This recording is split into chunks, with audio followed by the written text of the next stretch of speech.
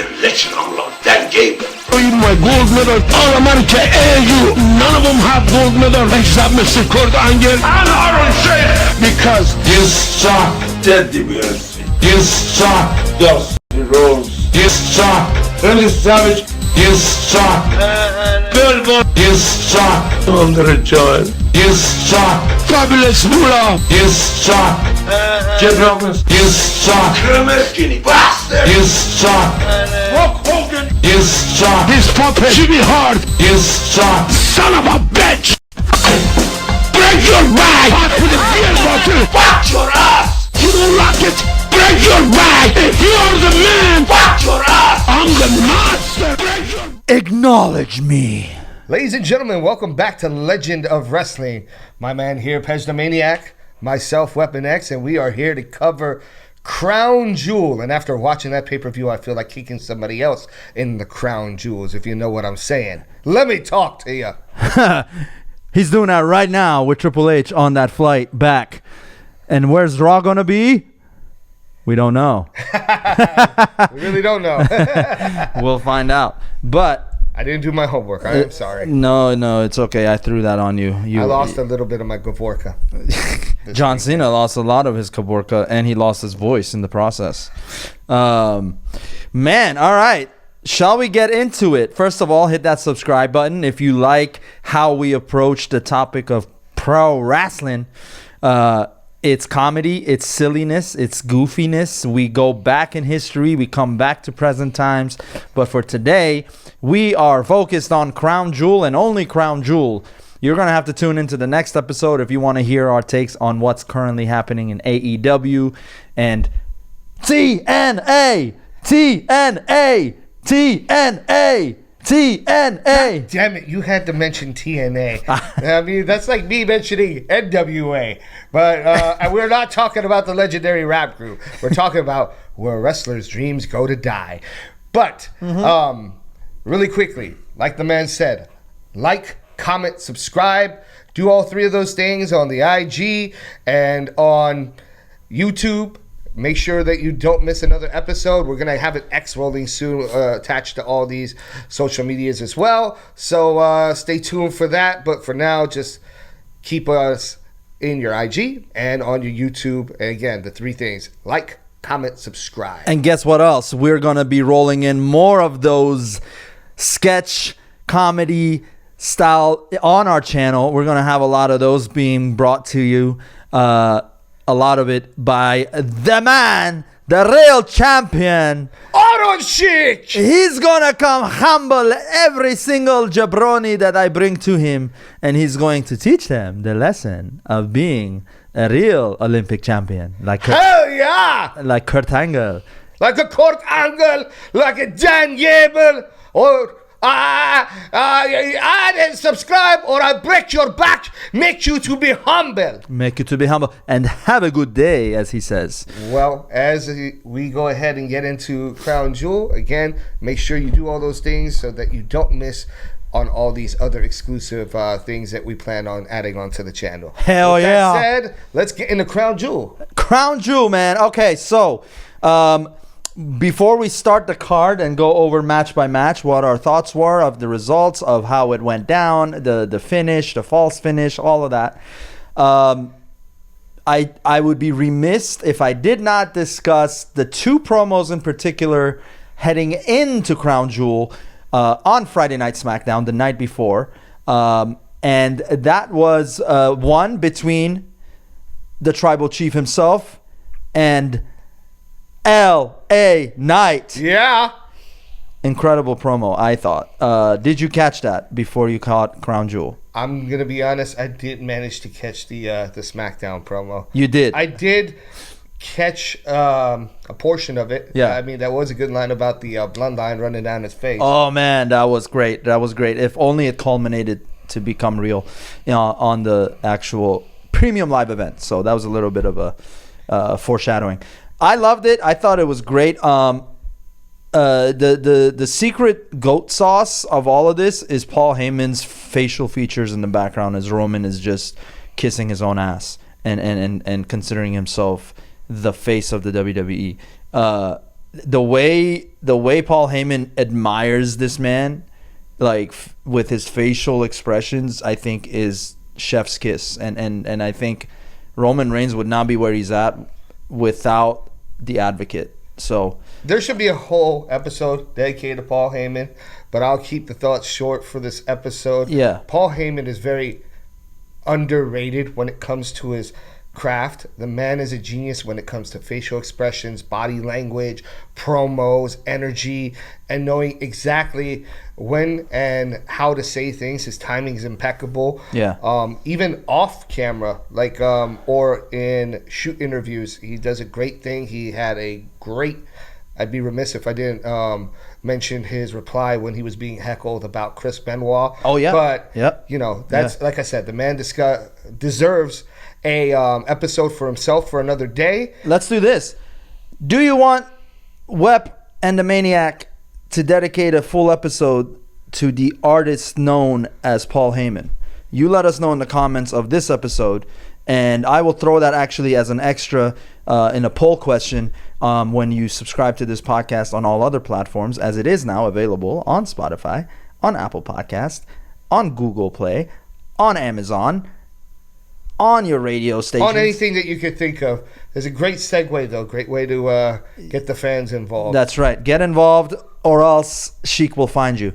I will make you humble. There you go. So let's get into it. So that was one of the promos I loved. The other one was John Cena with a quarter of a voice left, and Solo Sikoa having a pretty decent. I thought Solo did pretty well on that one. I don't know if you caught that one. I didn't catch that one. Okay, so short and sweet. Paul Heyman's out there again with Solo. Solo comes out. Solo stops Paul Heyman from pandering to the crowd, and he says, "What are we wasting our time for? We're not here to talk to them. We're here to talk to John Cena. So John Cena, bring your ass out here face to face." To which Cena comes out, serious face Cena, which means he means business. He gets in the ring, and he doesn't do it the normal way where he slides in because he's not happy. He takes the stairs.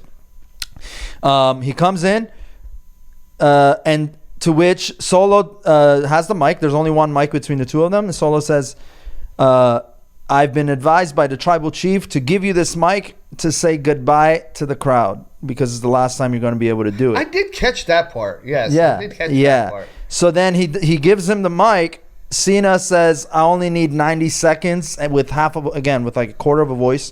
I don't know what happened to his voice. That's another. That had to do with the promo that led up to this, which, again, I'll let you finish, but I'm going to say I wasn't a very big fan of this angle going into the match. But Yeah. So Cena then said, "I'm not going to be going." He said, "I will not be saying goodbye to them. I'm going to be saying goodbye from them to you guys, to basically the bloodline." So.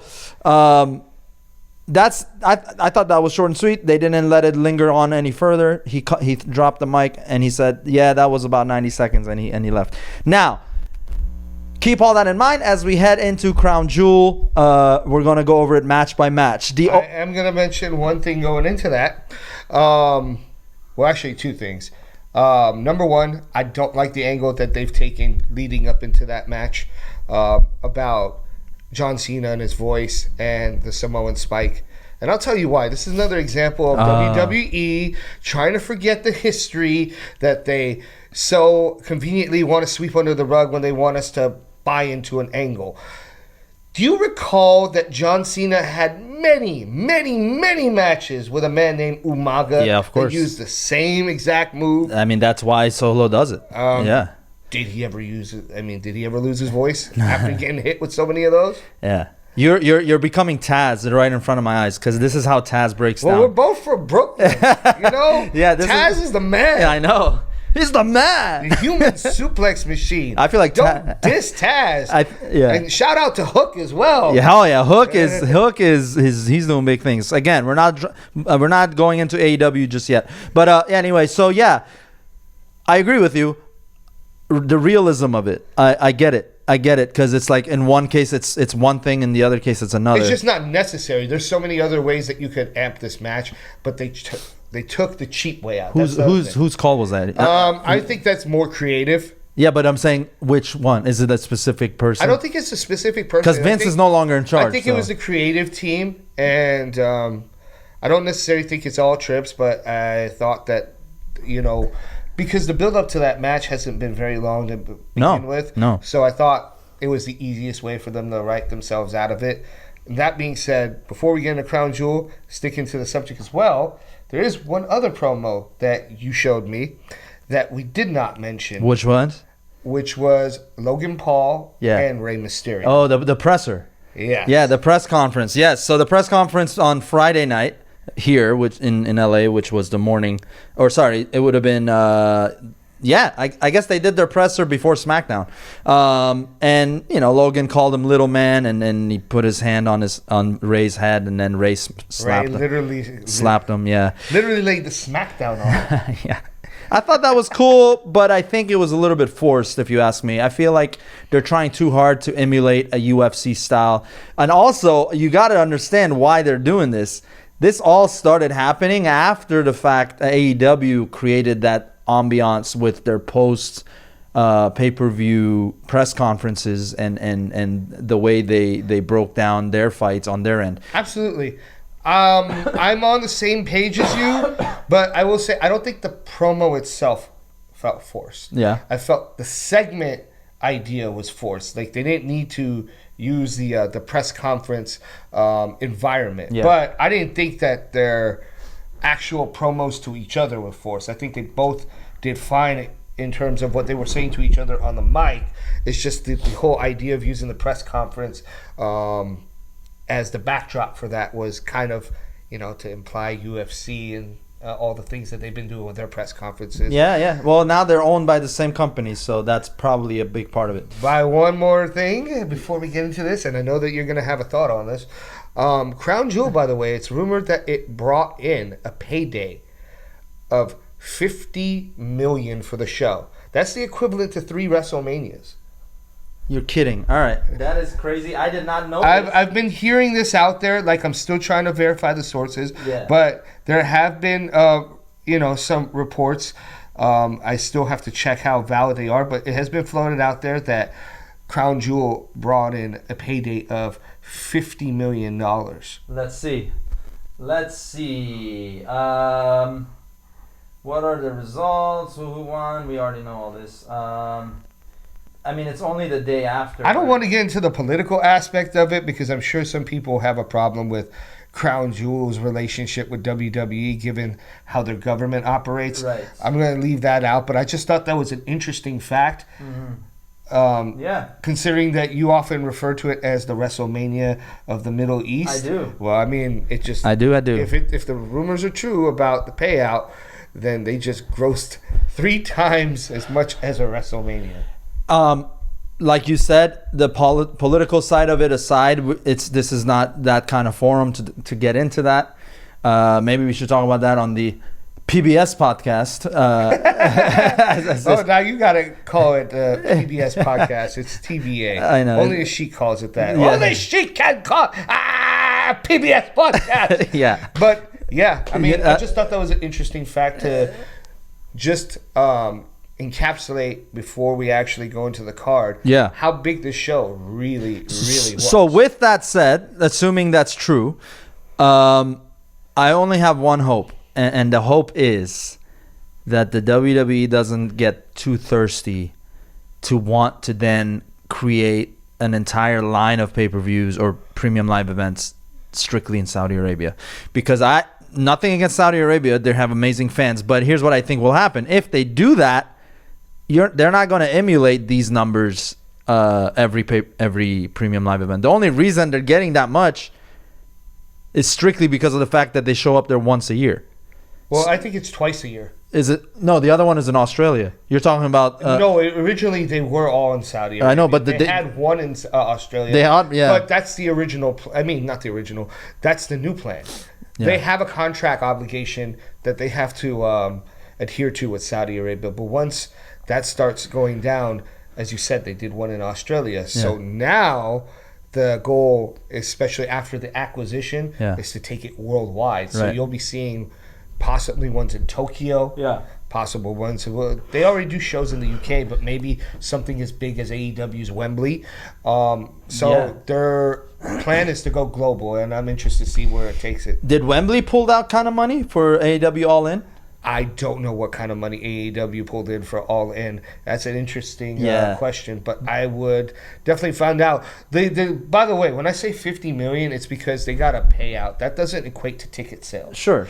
Ticket sales, I'm sure, were a lot less than that in terms of... They still made a lot of money, but I'm sure that ticket sales were less than $50 million. So I don't know if I could compare that to Wembley, but it's still a big payout. Oh, my God. And it was a big atmosphere going into Crown Jewel.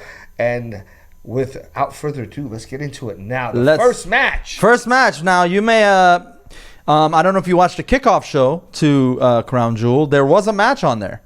And it was to the tune of Sami Zayn versus JD McDonough. The Crown Jewel kicked it off in their kickoff show. Now, before we talk about that match, Crown Jewel as an entirety, what grade do you give it for this year? Crown Jewel. Is it an A? Is it a B? A C? Or a jabroni? Maybe a B minus. B minus. Okay.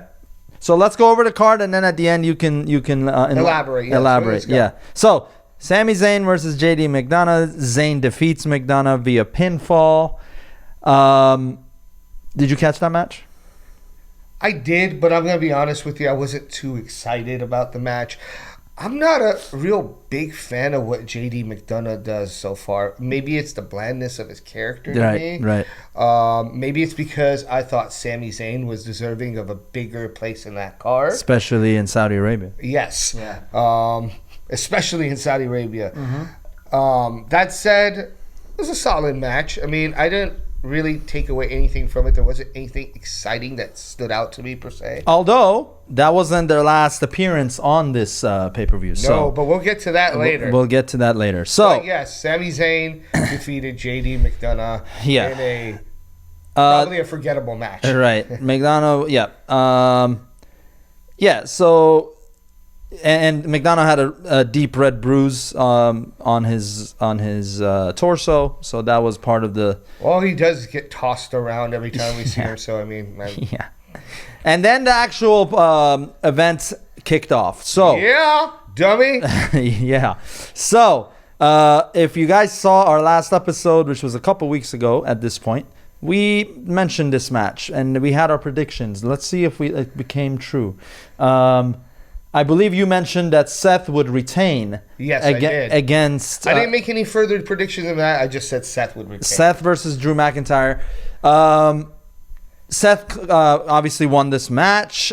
He did retain. I think we both predicted this. I did also mention that there will be a false cash attempt.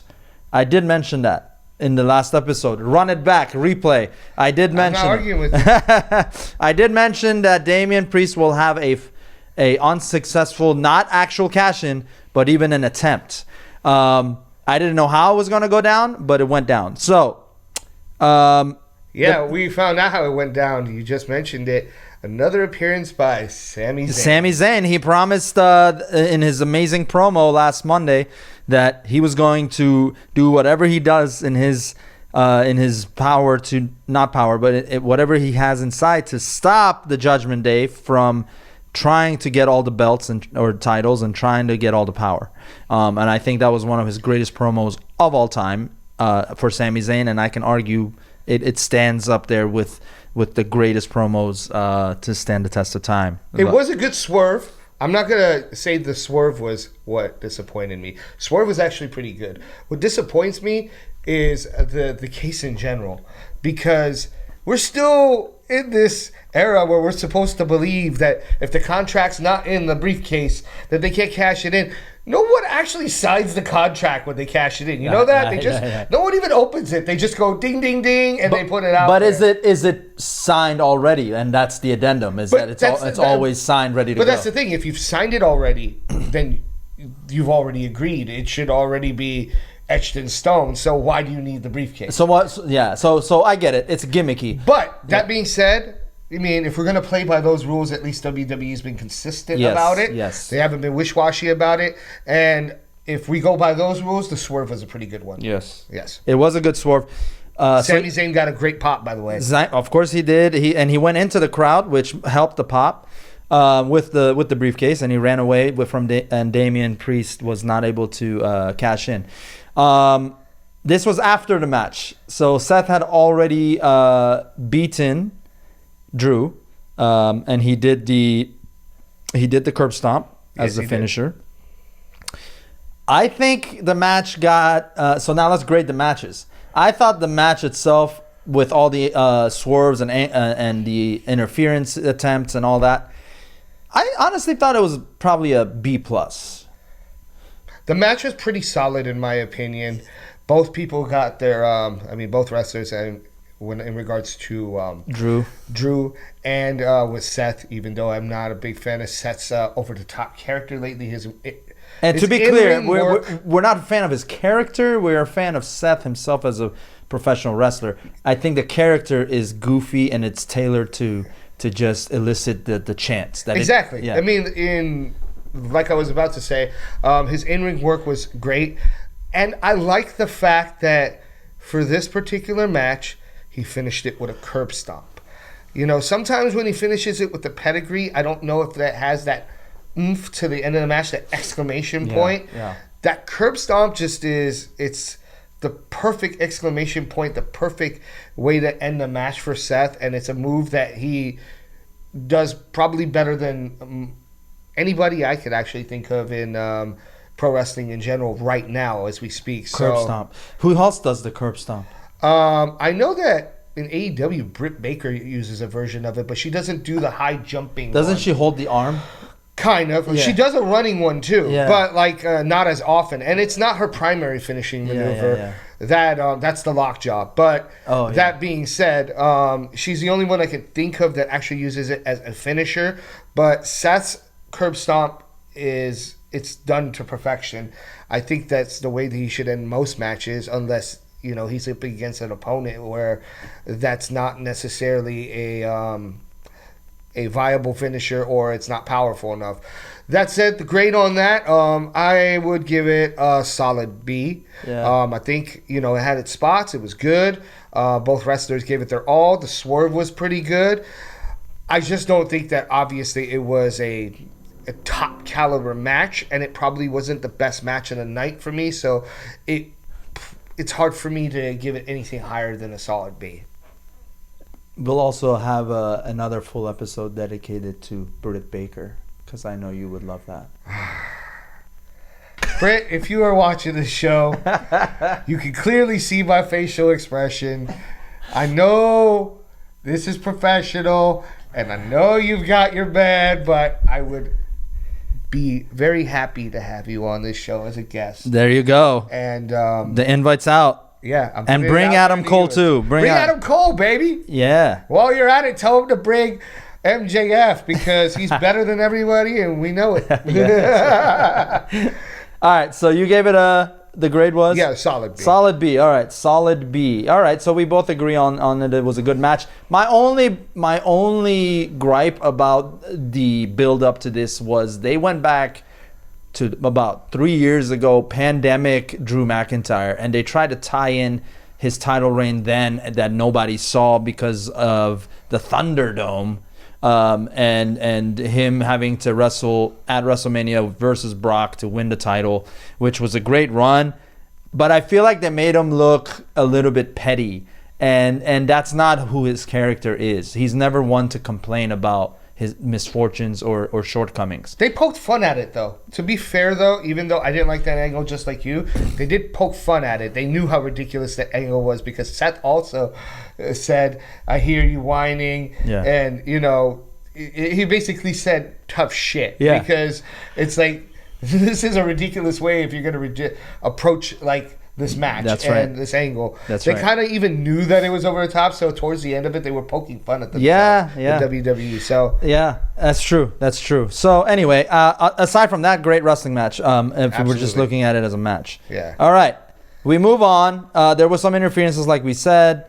Even Dominic came in, and then Jay joined. Quickly, where do you think that Drew is going to go from here? Because he looked pretty disappointed. Yeah. And mommy passed by him and Yes. backstage. So where do you think this is going Is to go? this Real quick. Is this an offer? Is this a precursor to Judgment Day, extending the invite to the Scottish Warrior to join Judgment Day? That could be.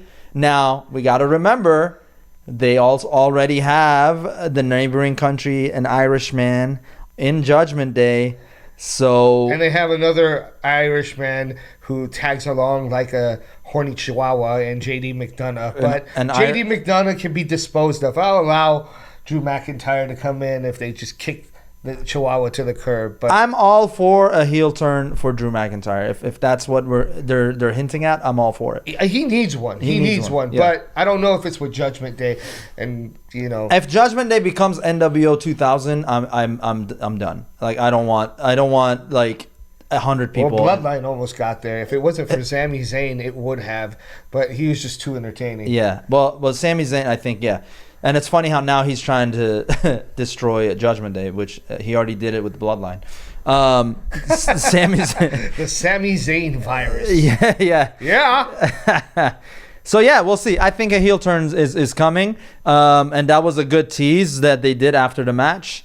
Hit him with the next one. Let's go on. Let's this go was on. one that I had strong opinions of. We by both the way. did, I believe. Yeah. So the Women's World Championship 5-way, Rhea Ripley retains against Nia Jax, Shayna Baszler, Zoe Stark, and Raquel Rodriguez.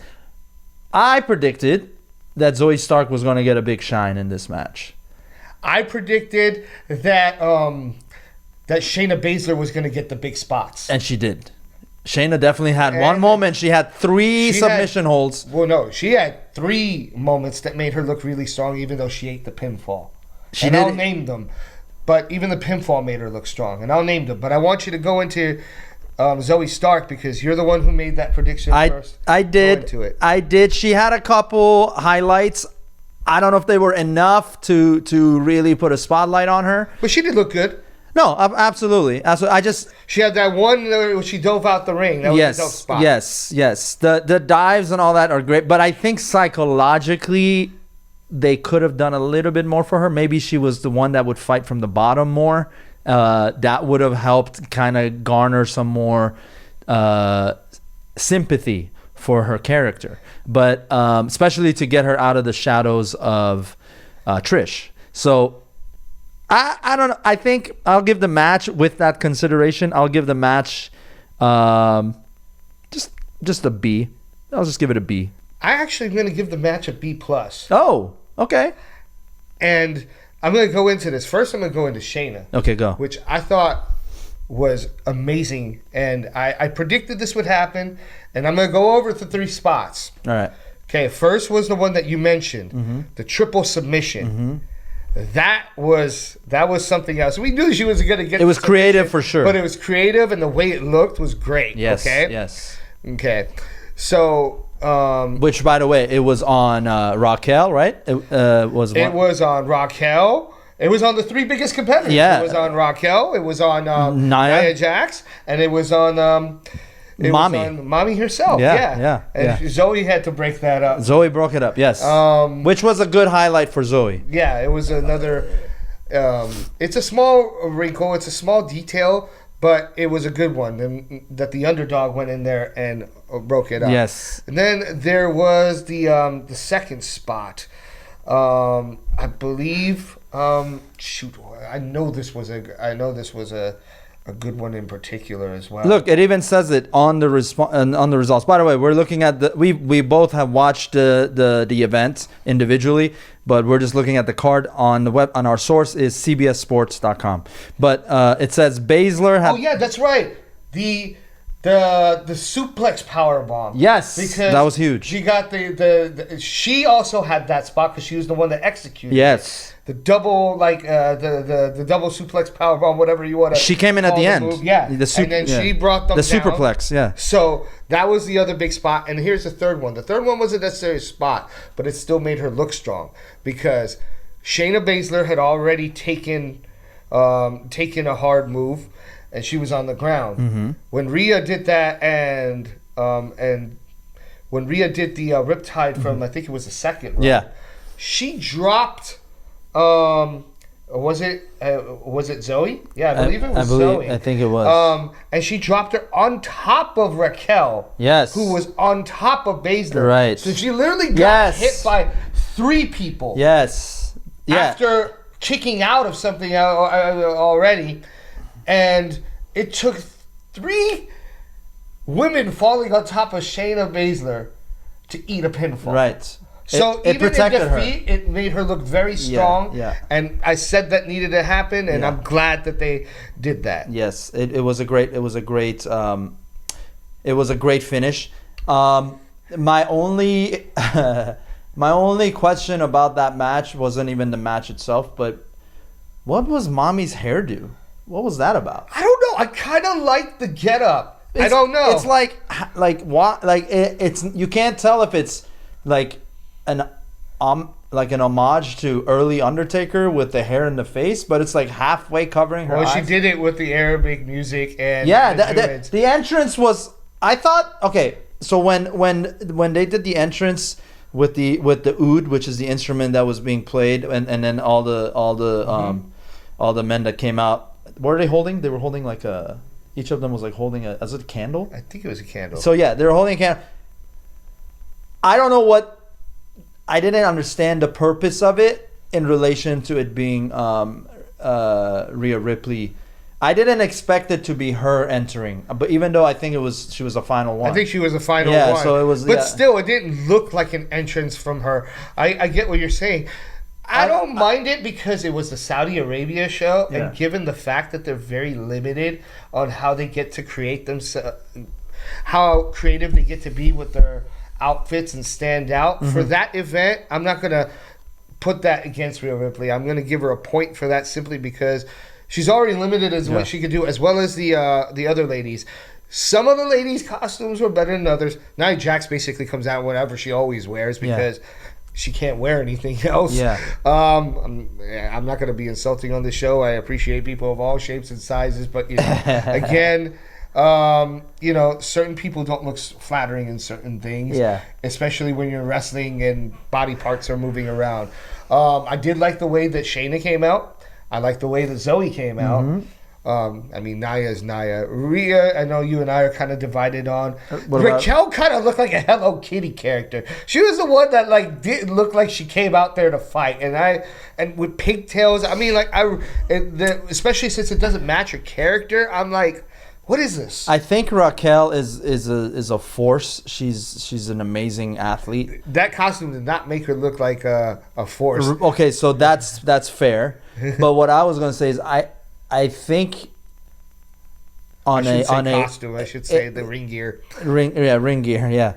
I think it's in the eyes of all the wrestlers. Is you see who they are behind it, right? And I don't think Raquel Rodriguez is like a menace, right? I don't think she knows who she is yet. Yeah, that's part of it. I think she's a happy person. she's a sweet, but she tries to look like a tough guy. Yeah, she's a very sweet person, but she's one of the bigger women on the roster as far as size. So I feel like that has kind of, as of right now anyway, put her in the corner creatively. That's why I feel like the ring gear would have helped a little bit, because sometimes when Maybe that was her pushbacks. Maybe she wants to show that side of her. maybe look, I don't know what's going on in her head, but yeah. Aside from that, the match, I give it a B+, and I'll give it a B+ because I thought it was better than I initially expected it to be. Yeah. I thought the 2 people that deserved to get a highlight did, and the one thing that I did like about the match, Nia didn't get too much action. Yeah. She was in there as a presence and a force. That but was by design. I know that was by design, and I give WWE credit for that, Yeah. because we don't need any more injuries, legitimate ones, caused in any of these matches, especially since all 4 of the other ladies are up on the rise right now. It'd be honest. really a shame if Yeah. they stopped their push due to an injury. I'll be honest. I know Nia is part of the Samoan dynasty and all, but I don't think she loves wrestling. I don't think she loves it. She's fit for wrestling. She's made for wrestling, like physique wise. I don't think she loves it like all her cousins do. I don't know. I'm putting that out there, and it might be an unpopular opinion, but You're entitled to. I'm entitled. I just don't. I don't believe her when she's Okay. in there. So you give it a B. I give it a B plus. Yes. And that's yeah. and that's That's all the I got. bottom line because Legend of Wrestling said so. Yeah. All right. Next match.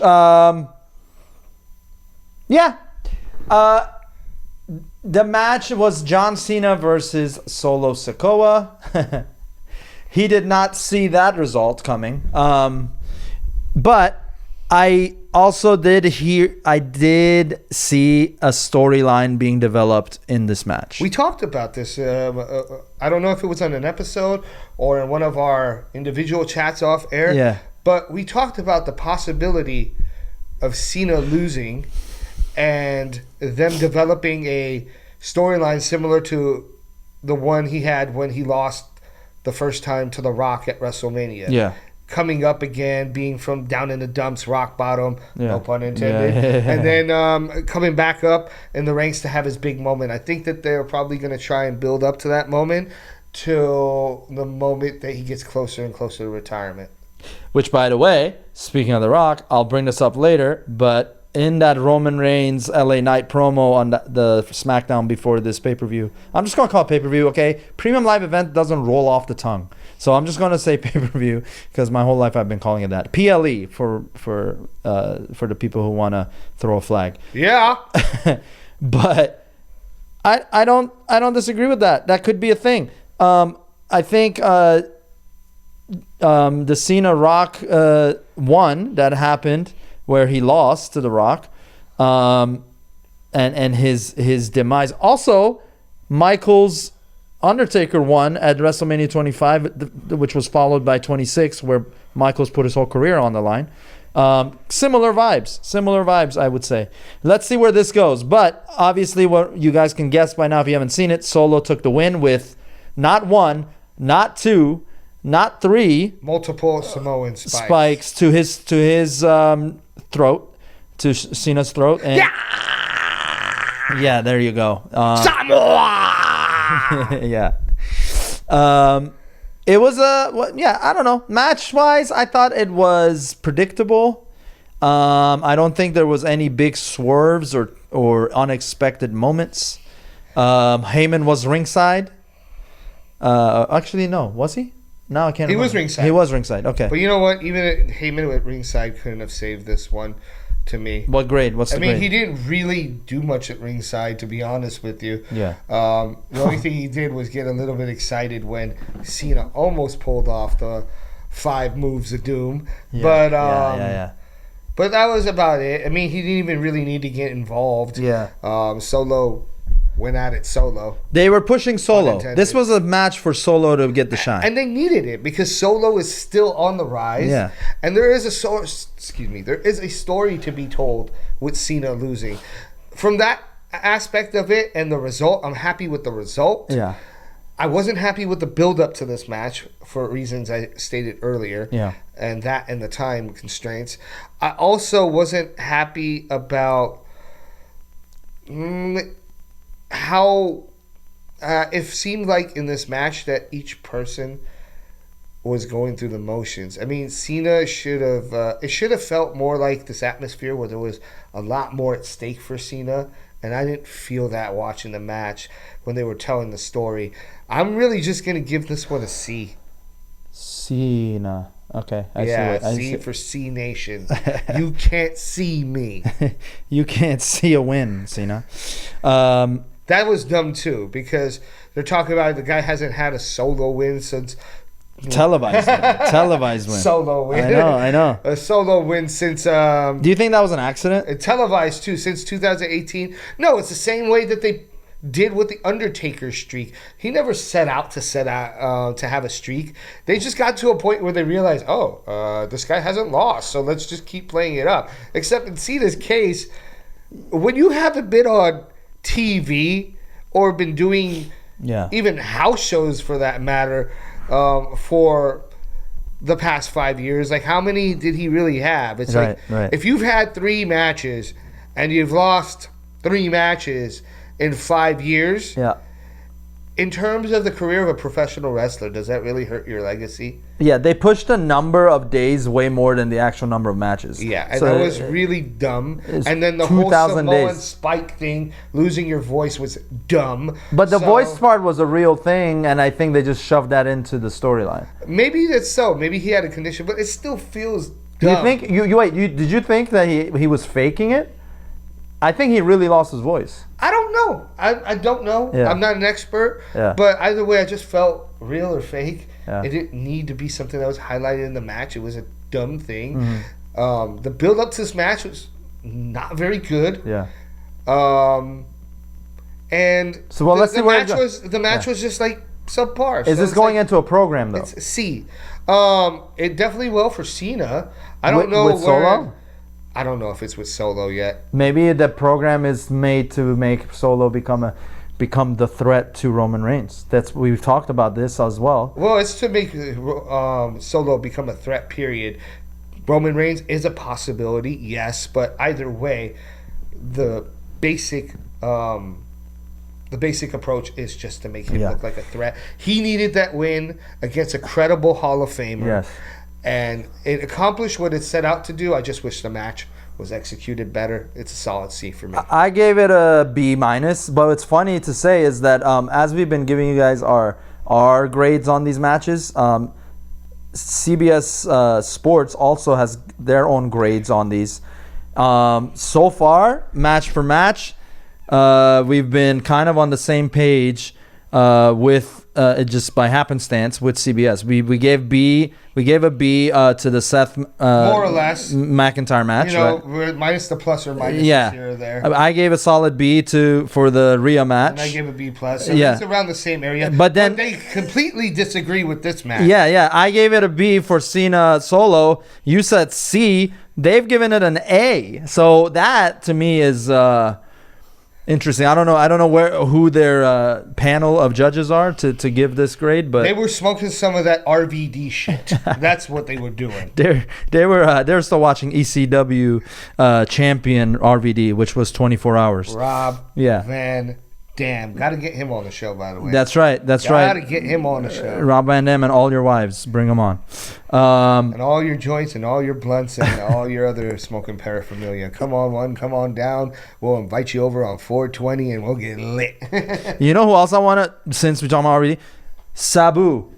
I would love to have Sabu on here. This would be, and I know he's had some major surgeries that he needed. Trust me, there's a lot of stuff that we're going to have going on with the show. We're only on episode 3, but we've already got a lot of interest from a lot of people. There are big things planned, including a change of set Yes. in the near future. Yes, stay But tuned. Stay tuned for that. Until then, we still got a lot of exciting things coming up. So Absolutely. All right. more reason for you to like, comment, and subscribe Do it. Or Now. version 2.0 will come and find you. now. Okay, All right. Next match. I know you had U.S. opinions on Championship match. United States Championship Woo. defended in Riyadh, Saudi Arabia. Makes a lot of sense. Rey Mysterio By versus the way, Logan. shout out to Michael Cole for having some of the most brilliant commentary during this event. This man botched more of his words in the whole 4-hour. Yeah, he couldn't say the word Arabic. He couldn't. That was brilliant. He couldn't say the word Arabic. Yeah. I mean, I'm not perfect, but that's not my job. I don't get paid the $1 million that he does to come on commentary and sound perfect. And I know commentators aren't supposed to sound perfect. They stumble. I stumble. I'm not, people for that. But some of the stuff that Michael Cole was stumbling on this particular night, and I'm only picking on him from tonight because, there are times when Michael Cole does a very solid job. yeah, for sure. But whatever he was doing in Saudi Arabia, I don't know if secretly they had something to his head, or I have no idea. Don't want to put anything out there. He might have snorted. He sounded very, very nervous. Yeah. And he was stumbling on some really, really easy words. It took him a full minute to get the word Arabic out of his mouth. Yeah. By the way, what would Sheik say to the Michael? Here's a fuck fucking jabroni. You cannot say Arabic. I'm a Shia Muslim. Suplex you, put you in a camel clutch, break your back, and then I'll make you to be humble. All country way. There you go. There you go. Yeah. Sends that you was back to Syracuse. Yeah. Match now. Match Rey Mysterio, now. Logan United Paul. States Championship match. I got to say, first of all, Logan Paul pulling his inner MJF with the knuckle, or we can say Steven Regal, William Regal. Also, he had that the steel knuckles. Did I not predict the outside interference? Oh yeah, with one of his goons. Yeah. I don't even know who that guy was. Well, even beyond the goons, there was the tease. Guess who left the knuckles in the ring? Oh, so nonchalantly and easily. Yes. Santos Escobar. I know that. So they're clearly introducing that as an angle to come. So let's talk about it. I give this match this probably be one of the matches I'll give an A to out of this pay-per-view. And the reason is this: Logan Paul is quickly and effectively changing the minds of a lot of old school wrestling fans who did not like him for being a YouTube star that just came and kind of bombarded the WWE. But he is earning my respect to a degree I didn't even think was possible. He's putting on matches that are comparable to some of the greater wrestlers in WWE. And I'm not using that. That's not an understatement. I mean what I say. Okay. I think Logan. You gave this an A. I give it an A. One, because first of all, Logan is not giving you the same 5 moves of doom.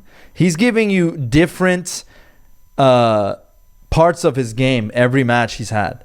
Like his match with Roman Reigns from last year. Okay, just look at the last year. From Reigns at Saudi Arabia on Last Crown Jewel. That match was insane, and he did it on one leg, right? Because he tore his ACL. He comes back from that injury to then have a Seth Rollins program, amazing match, and that's when he started to introduce the fist, right? And then he also did the cowboy. What's that move that he does with the off the ropes, with the flip? Buckshot lariat. Buckshot lariat. Yeah. He introduced that against Seth Rollins, and then fast forward the Ricochet match, high flying match, and then not even just the technical part, the psychology.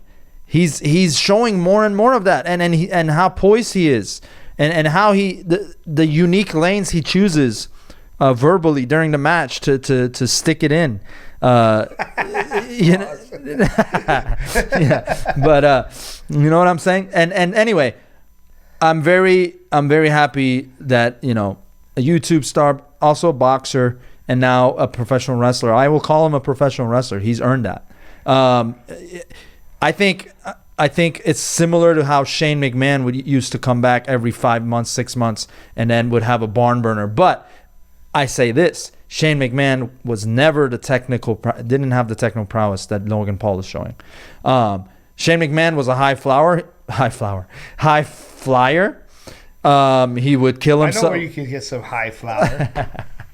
There we go. That's a whole other. Logan Paul probably has some. To be honest with you. Well, I'm giving him his flowers right now, so he earned it. And of That's course, your invitation, RVD. Come on in. yeah, yes, it was a screw job finish with the steel knuckles.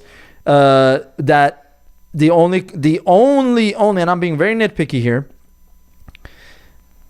Strategically placed, right? Logan Paul's friend had the knuckles, slides it to him, then he loses it outside the ring, and then the friend is sneaking to try to get the knuckles, and that's where Escobar comes in, puts his foot on the knuckle, grabs it, and then starts to walk towards this friend. The friend runs away, and he slides the knuckles into the ring. Fine, I'm cool with that.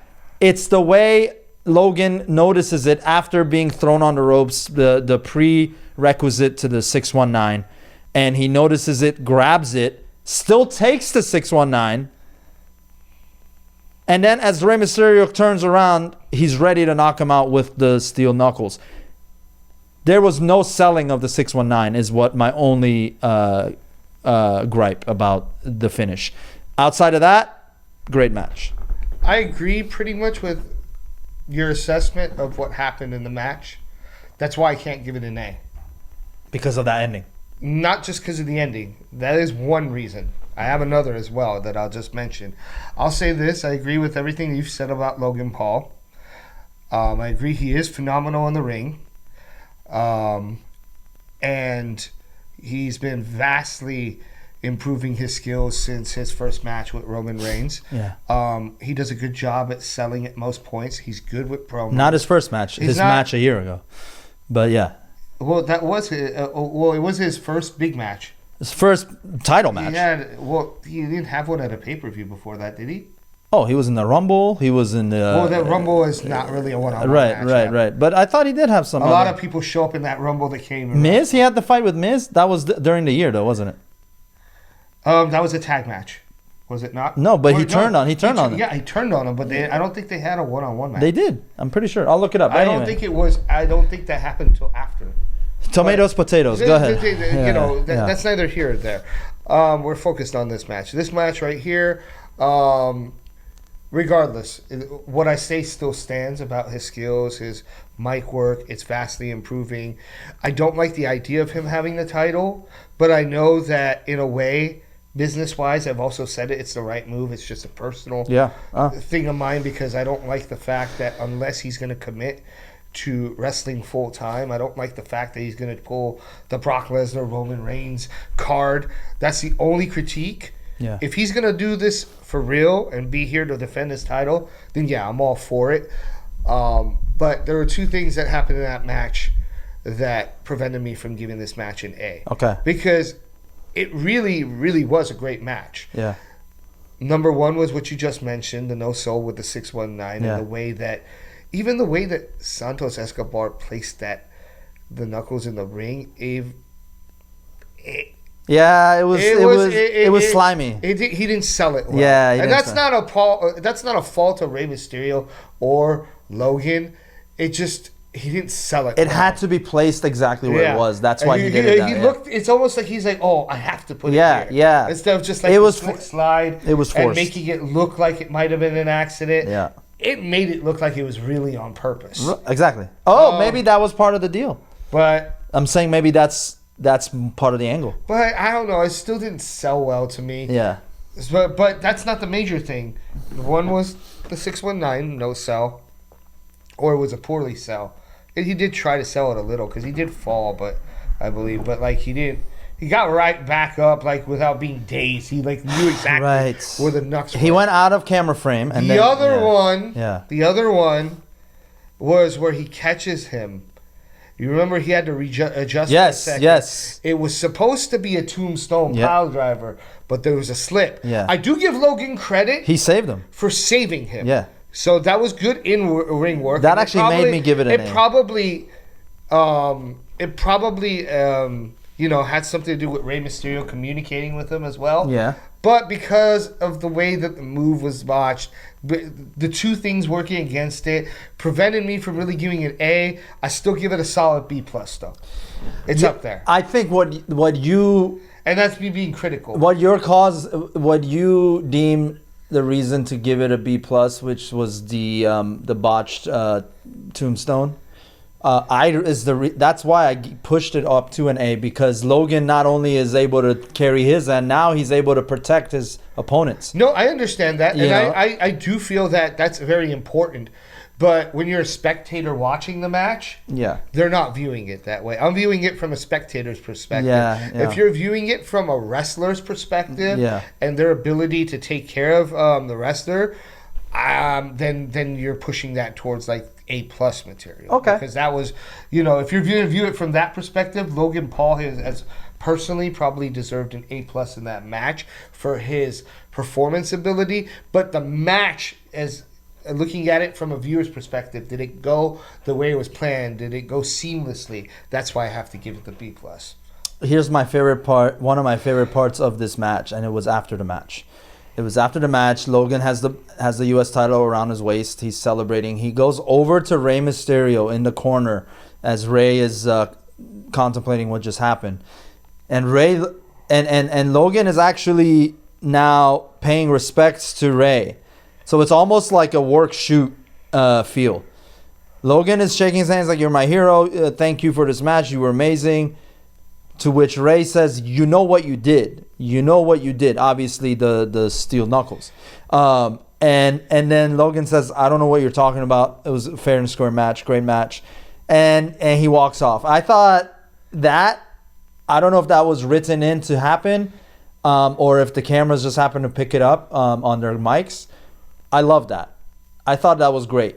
I thought it gave it a realism that otherwise didn't, That could be taken both ways. Yeah. Some people would say that it might be off because they should have played it. But if one guy is on the story tip, the kayfabe tip, and the other guy is on the realism tip, then there might be friction there. But again, I don't think it took away caused from interest. anything. It created interest. I'm just being devil's advocate and putting out both sides of how it could be interpreted. I don't look at it one way or another. It didn't affect my opinion on the match. So I gave it an A. You gave it a B plus. CBS gives it a solid B, right down the middle. Now my question is, U.S. title is the other organizations that Paul is involved in. Are they going to allow him to bring that title onto those organizations, like his boxing, the boxing federation, or his podcast, or I think they will. I think they will because it's good money for them. As long as he's not taking it to other organizations to hold on to it. To prioritize. Yeah, like it'd be different if his contract was up. Yeah. If he's under contract with WWE, anywhere where he carries the belt is good promotion because it brings people from outside forms of media or television shows. Yeah. They look at the belt and it brings attention to the brand. So I don't see that being a problem. I don't think WWE would ever allow a wrestler to allow a contract to expire while they're champion, because they learned from the Bret Hart fiasco and the Alundra Blaze. Like, they're not going to do that again. They teased it with CM Punk, but he signed it the day of. He signed his contract the day of. Well, he technically was not signed for a day. He technically went in without. Like, he went into Money in the Bank. Let's put it this way: it was less than 24 hours. Right. But they went in there with an agreement, a handshake agreement. Yeah. Trusting that CM Punk was and he did, and he followed through. But that was a risk. It was a risk. I don't think that's true, though. I think he actually put ink to paper before he had his match, because that's what in the podcast with Colt he talked about that. He said, I actually signed that evening when I arrived at the arena. So he I'm sure he had a handshake agreement the day before, but then he came in and did his thing, because he was actually contemplating leaving. So I think the result of that match was purely based on the fact that he signed his contract. Anyway. True, but he could have just as well not shown up that day. Yeah. And carried that. And that's probably what Vince would have assumed. But I think Punk even surprised That's them. what I'm saying. It was still a risk. Yeah. Still very risk to wait till the final hour to get a signature. So the final hour. All right. This next match, another one of my more matches that I found more interesting on this PLE. Io Sky versus Bianca Belair, and the return of none other than Kairi Sane. Now, quick backstory. Do you remember where Kairi was all this time? In kayfabe or in real life? In real life. She was in Japan. She went home. Yeah. She went home. That's one of the reasons why she didn't renew a contract. Yes. She wanted to be back home. I think it was a combination of being homesick, and also I think she wanted to have a family. I'm not sure about that last part. So don't quote me on it. But I think this was the surprise of the night. Nobody. We probably should have waited to announce our opinions before revealing the Io Sky thing. But, it doesn't matter. Everyone's already watched it. So I get you. At the release of this episode, you guys all have. Now, I will say this. I was expecting more out of this match. The match itself was Io won, by the way. Yeah, Io won. Io retained. Yeah. As I predicted. You did predict that. I think we you both did did too. I Yeah. think you both. I don't we think both did Bianca this. needs the title right now. That's what I think. I think she's got enough of a following that she can get a push. Well, I'm not. You know what? I do think that Bianca is a talented and very athletic Yes. pro wrestler, but I don't like the hair gimmick. I never have. She's had that since NXT. That's been her thing. I know, but I've never. I'm just saying, from my personal perspective, I've never liked the hair gimmick. Yeah. It's to me, it's like really cheap. Mm. It's like, because I mean, it gives you possibilities Yeah. for what somebody could do in a match using the hair, and then of course, you know, she brandishes it kind of like it's a weapon, but It works. It works for her because she's the only one that could do that. Let's be real. The way that it works, the way that she used it and the way it works are always worked. It's cheesy. It's never something that looks like it would naturally happen in a match. I see what you mean. You mean she has to really go for it. Yeah. Okay. And it's like, you know, I see. and if you're gonna use the hair gimmick, I feel like opponents should do some more interesting things with the hair. I have yet to see an opponent do like something. I mean, I've seen them yank on it a little bit, but like, I mean, for example, that would be really cool. For example, if somebody had her up on the top rope and literally choked her with her own hair, They've done that. like. I've seen that. I think it was her program with. Didn't she have a program with Sasha when she was first on the rise before Sasha left? But there's so many creative ways. Because to do Sasha it. was like one of those that she really, I think she locked her in her move. Because Sasha's submission hold, I think she also wrapped her hair around it and then pulled it. So So but wrestlers do go through their matches a lot of times before they have a For match. sure. I'll give Sasha that. That was probably her idea, but there are a lot of things that you could do with that hair. That's like true. That long That's hair true. that have not been utilized, and before they do that would be realistic too. before they do a hair for hair match, they should use up all the ideas. Yeah.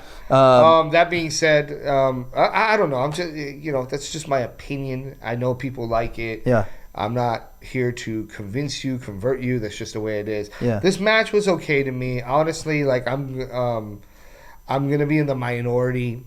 I'm gonna say that the match was probably a C+ to me. Wow. Not because of Io's ability. I love Io's ability, but I don't think that they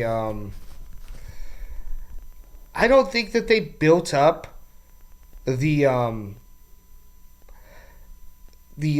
approach to it, like, in the ring, the psychology and everything of a big person versus little person type deal.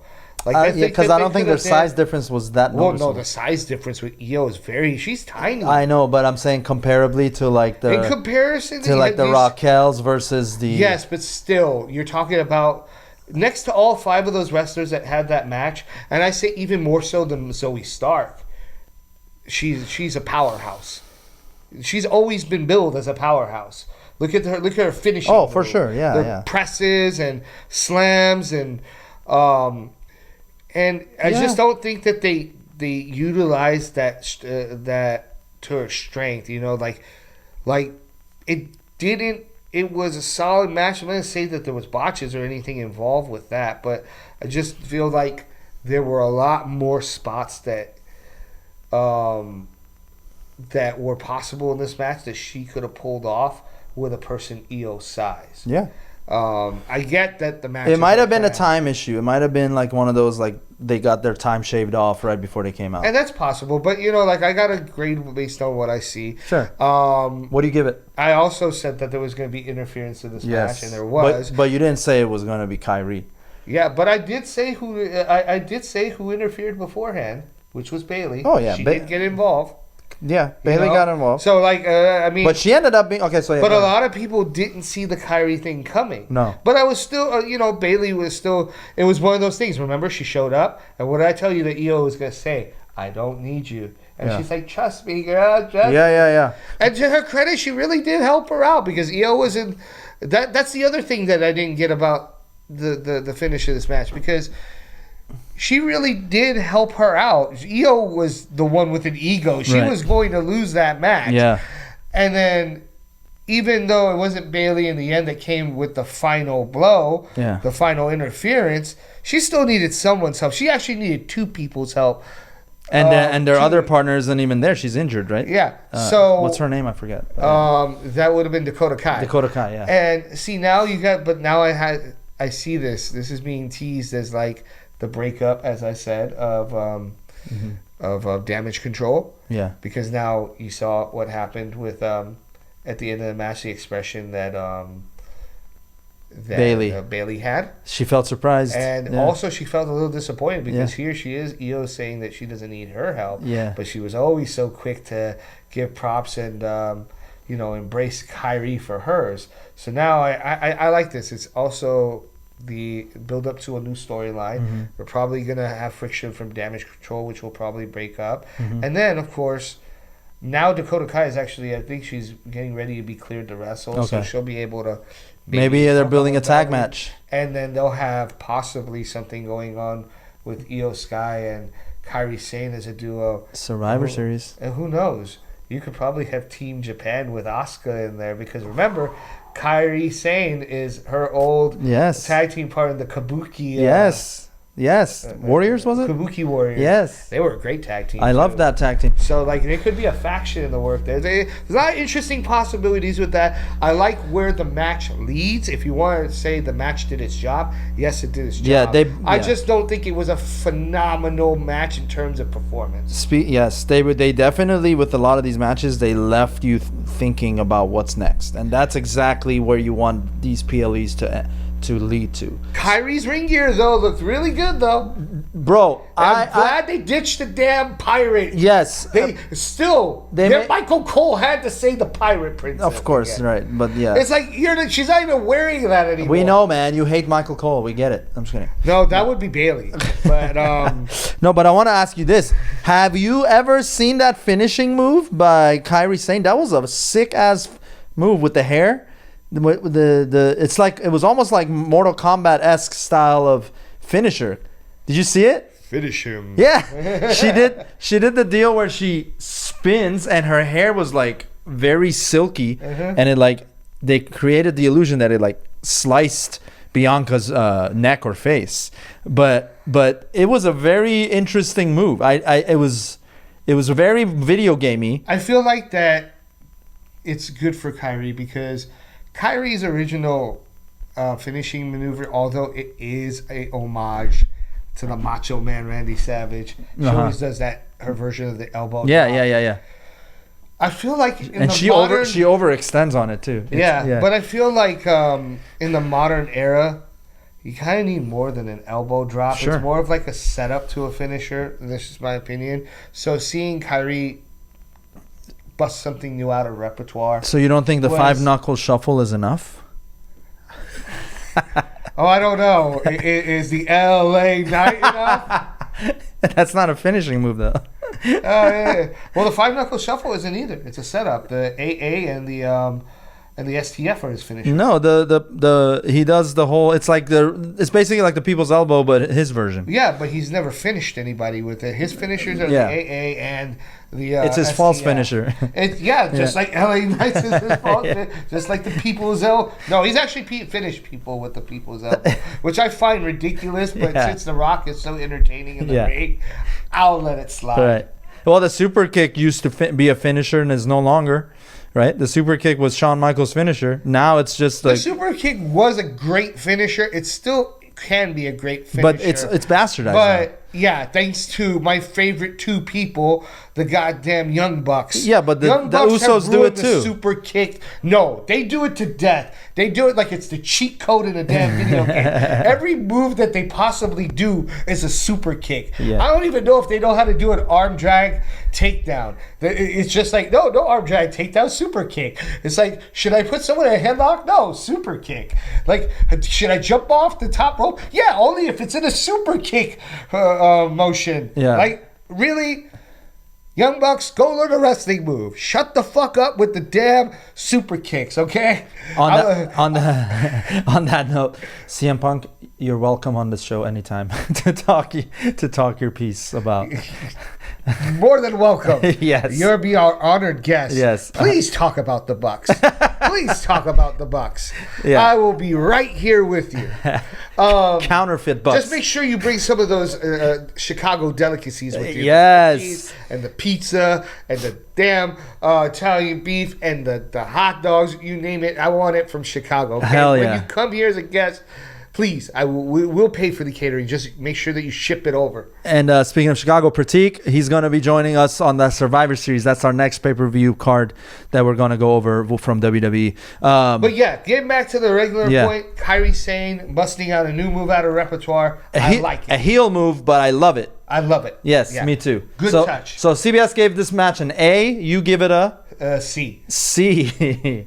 So you've given 2 matches a C now. Hey, I'm a tough critic. No, that's fine. That's fine. But I'm honest. Yeah, I think I You don't got to agree with me, but Yeah, if you disagree with me, make sure you let me know in the comments and we can have a discussion. match in itself, I give it a B.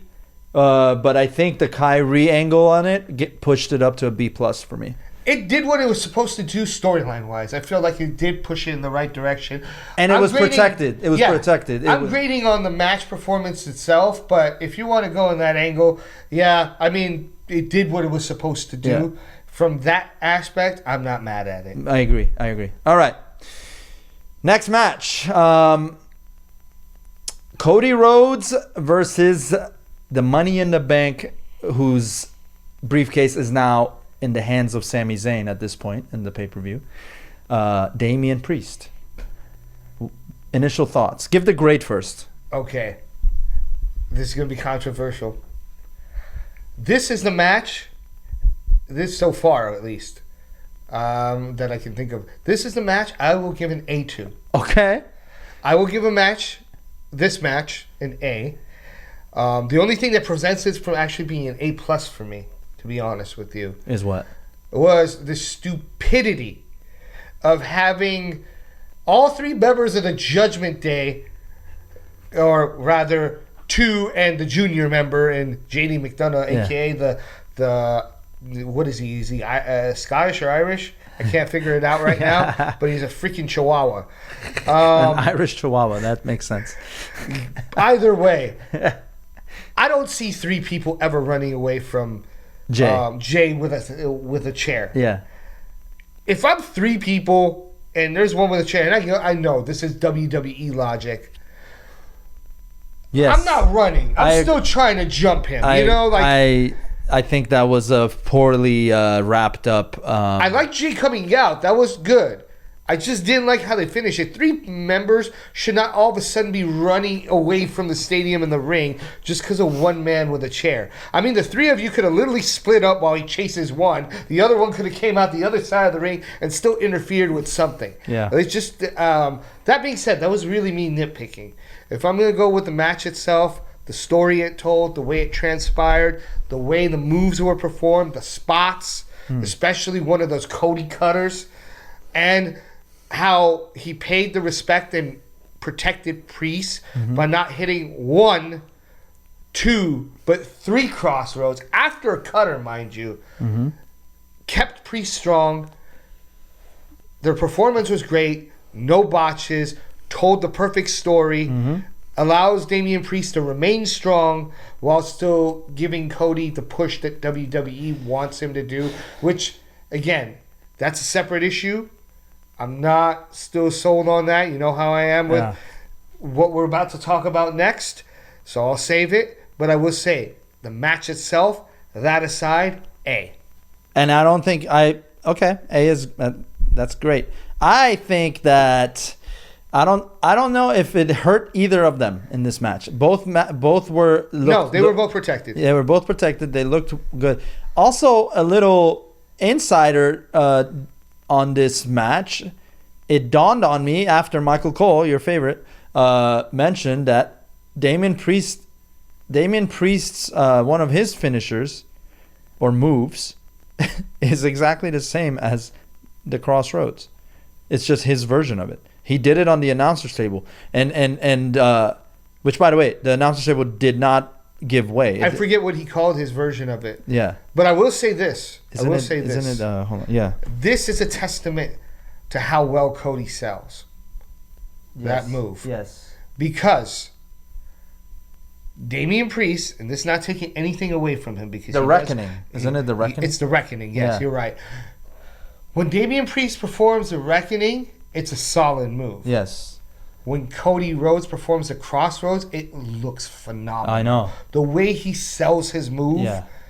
Well, their size helps. His size helps that. But his size does help it. It's true. But just the torque that he makes it look like. Yeah. This is why Cody is one of the better wrestlers Yes. in the world today. Yes. Just the little nuances like that into moves in his repertoire make him the wrestler that he is today. That being said, Damian Priest for the entire match, toe to toe, blow for blow, was right there with him. No botches. Yeah. Great match. But I digress. Let me let you. I want to continue. just say this. Many people aren't talking about this, but this is always lurking in the background. Is my timeline prediction for the Damian Priest entrance into the WrestleMania championship angles. You have told me that you think Cody is probably going to get that title match versus Roman Reigns, a rematch anyway, at Mania. Which, if it does happen, your prediction still has an opportunity to come true. So we Especially, may both be right. especially as a result of this match. Yeah. I think It builds more to it. be- It leaves the window open. window open, because now they can go away. He's gonna be chasing his briefcase from Sammy, getting that back, and then they'll have their program. Maybe that goes into Survivor Series, all that. But anyway, so we'll have another episode to talk about all that. But yeah, Your grade, though. I don't think you give your grade on that. my grade would probably be, I'll give it a B plus, just because the only reason, and then this is me being a little bit spoiled as a wrestling viewer for over 30 years. They do the triple with a lot of these finishers now, and I feel like it took away from the Eddie Guerrero original, the Three Amigos. I feel like he made it so favorable to see that, and it worked perfectly for Eddie. But then when Kurt did his version, and then when But those were not finishers. I get where you're going with this. Yeah. You're entitled to your opinion, and I'm not debating it. But those were not finishers. but that's more of a reason But- that's what I'm saying. is- But this is why Cody's a genius at it. And I'll give you a different perspective on it. Because Cody doesn't always use the three. I know he Cody uses it on only uses Brock, the and he used three. it on Damien. Cody only uses the three when he's up against a formidable Right. opponent that he respects. Sometimes he doesn't use even the three. There are times where he uses the two. The three is for opponents that he knows he has to put away. So it's not like a Young Bucks situation. Didn't he do it where on it's Roman? willy-nilly. He did it on Roman at Mania. He did it on Brock. But I don't think he did three straight on Roman Reigns. I think he went for the third and he got. And then there was the interference. Yes. So they, in essence, they still saved the 3-4. They protected the three. I'm just saying the trio of any of these moves, right? Kurt would do it with the Benoit suplex. did it as Benoit well. with it as well. Benoit, I understand, that was his best friend. Well, So- actually, Benoit did it before Kurt. He was yeah, in right. WCW. And then Kurt did it, and then And Benoit was acceptable too because he and Eddie were best friends, so they were. and then there were a bunch of wrestlers who actually just did the Three Amigos, like Rey Mysterio himself. See, those kind of like I don't know. Yeah. I mean, it's one thing because I could say at the time Benoit was his best friend, but like, you know, when you have Rey Mysterio, and don't get me wrong, I know they were close friends too, and you have Chavo doing it. Yeah. And don't get me wrong, Chavo is also related That's his nephew, to him. yeah. But, like, that being said, it's like they were all doing it during the same era. Yeah. They're doing it now 20 years later, which is, I'm like, Dominic is doing it. That's where I'm like, okay, stop. Dominic is not. That was not your father, okay? I know you wish it was, Dominic, but it was not your father. But Go get a haircut, but okay? Go get a haircut. Go let mommy peg you. And then afterwards, we can talk about how you need to learn how to wrestle a little bit more before you can actually go to toe with some of the top stars. Exactly. If you're going to use that, you better be a vet. Yes. That's all I'm saying. Yeah. But even then, I feel like it's being overdone. Anyway, I gave it a B+. The match earned a B+ for me. And that's fair enough. And you pretty much are on point, I guess, with CBS. I give it a higher grade than CBS. Yes. Yeah, but not a higher grade than PBS. So that's TBA. yeah, sorry, I forget Sheik is not here right now. By the way, subscribe to TBA Podcast as well. Now the main event. I got a lot to say about this. Hold on, I have something. I do too, but I just have one thing to say. The ring announcer in the middle of the ring, Saxton. I kind of smirked at that. I thought that's not. He should. Byron Saxton should have never been announcing that match. Why is he doing that? I think the only reason he was because it was in Saudi Arabia, and not because he's worthy to be in Saudi Arabia. I'm saying because there were probably better announcers that opted not to go. But to Saudi Arabia. Irwin was maybe because Ricochet wasn't on the card, so she didn't end up coming either. I also think that there was an issue. There was a lot of wrestlers that opted not to go to Saudi Arabia. Did they? There always is. Oh, there's I mean, it was a miracle that Sammy was there, because Sammy normally does not go. If you notice, but Sammy Sammy went the last one, and he had the whole speech in Arabic, or he had the whole promo. You know how long it took him to go there, though. And they pressure these wrestlers a lot of times to go. KO wasn't there. Yeah. So here's the thing. All I'm saying, I'm not going to get into the political stuff too much. All I'm saying is Byron Saxton, as much as I thought there could have been a better announcer, it probably was the only high-profile person that opted to go on the trip. Byron Saxton just gives me... I've never seen him announce a match. But no, Byron Saxton is like the current day coach. He's a goofball. Like, he's just like the... Well, even if he wasn't a goofball, like, he doesn't have an announcer's voice. He doesn't have an announcer's voice. I don't feel the mystique of the match when he's in there. But I bet you a lot of it did have to do, now that I'm thinking about it, because some of the WWE's best announcers are female. I know. That's what I'm saying. Irvin is usually the one in the ring that's... Yeah. And it was Saudi Arabia. Maybe she didn't want to go to Saudi Arabia and have to adhere to their laws. There are women that stand against that. That's right. That's right. So, again. And good for her. Yeah. If that's the case, good for her. I'm not picking on her. Yeah. I'm saying that is probably a reason why Byron Saxton was in the position that he was in. I just think there was they had enough other guys. Maybe. Michael could have done it. Maybe, but we don't know. Yeah. But we don't know. So I'm going to give it... It was weird to me. I agree. Yeah. But I'm still going to give it a pass because of the situation. All right. Fair enough. Because I don't think in any other circumstances at any of their other events, Byron Saxton is in that position. So they had to have thought there was no other option.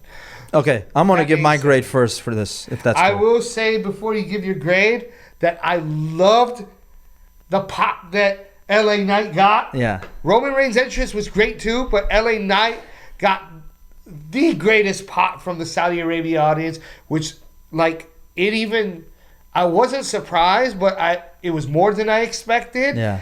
And Saudi Arabia definitely let everybody know who the biggest show in town is, with everybody saying LA Knight. Yeah. I agree with that. He probably got the pop of the night if we're really looking at it for what it is.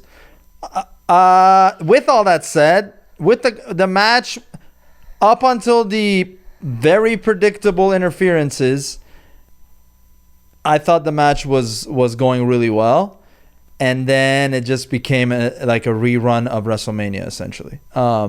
Just input LA Knight instead of Cody, and to me, that kind of ruined the match for me. And this is actually, now you're probably going to think, wow, but I'm giving my lowest grade of all the matches so far would be for this one, and I give this match a C. I think this match got a C, and I only say that not because of what Roman and LA did when it was just them two in the match, but because it was very, very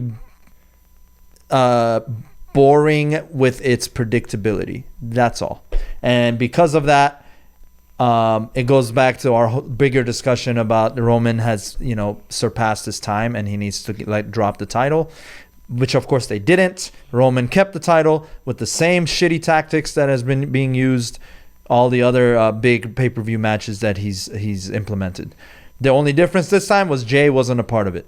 Jimmy was. So that's it. I give it a C. You know what? I'm not even going to disagree with you. I'm going to give it a C. Oh, I thought you liked this match. I'm going to give it a C. Okay. Now I'm curious why you give it a C. Okay.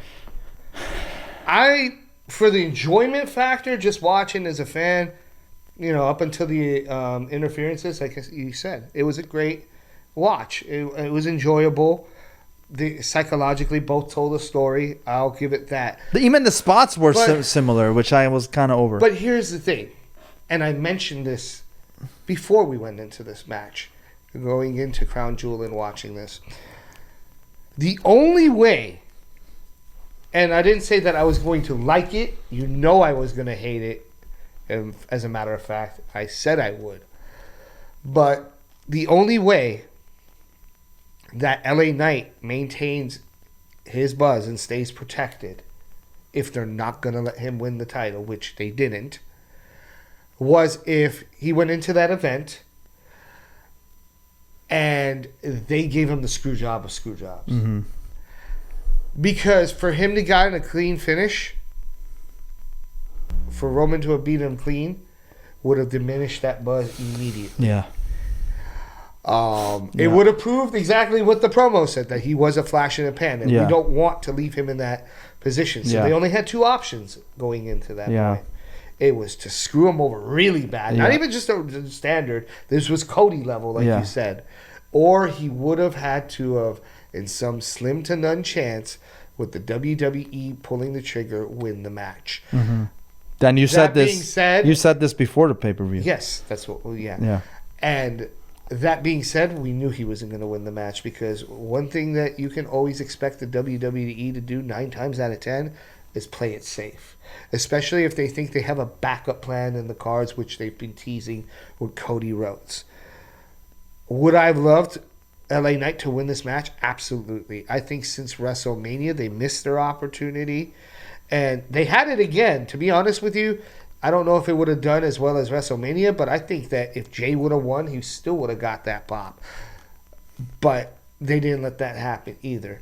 So, you still have another good amount of months going into WrestleMania.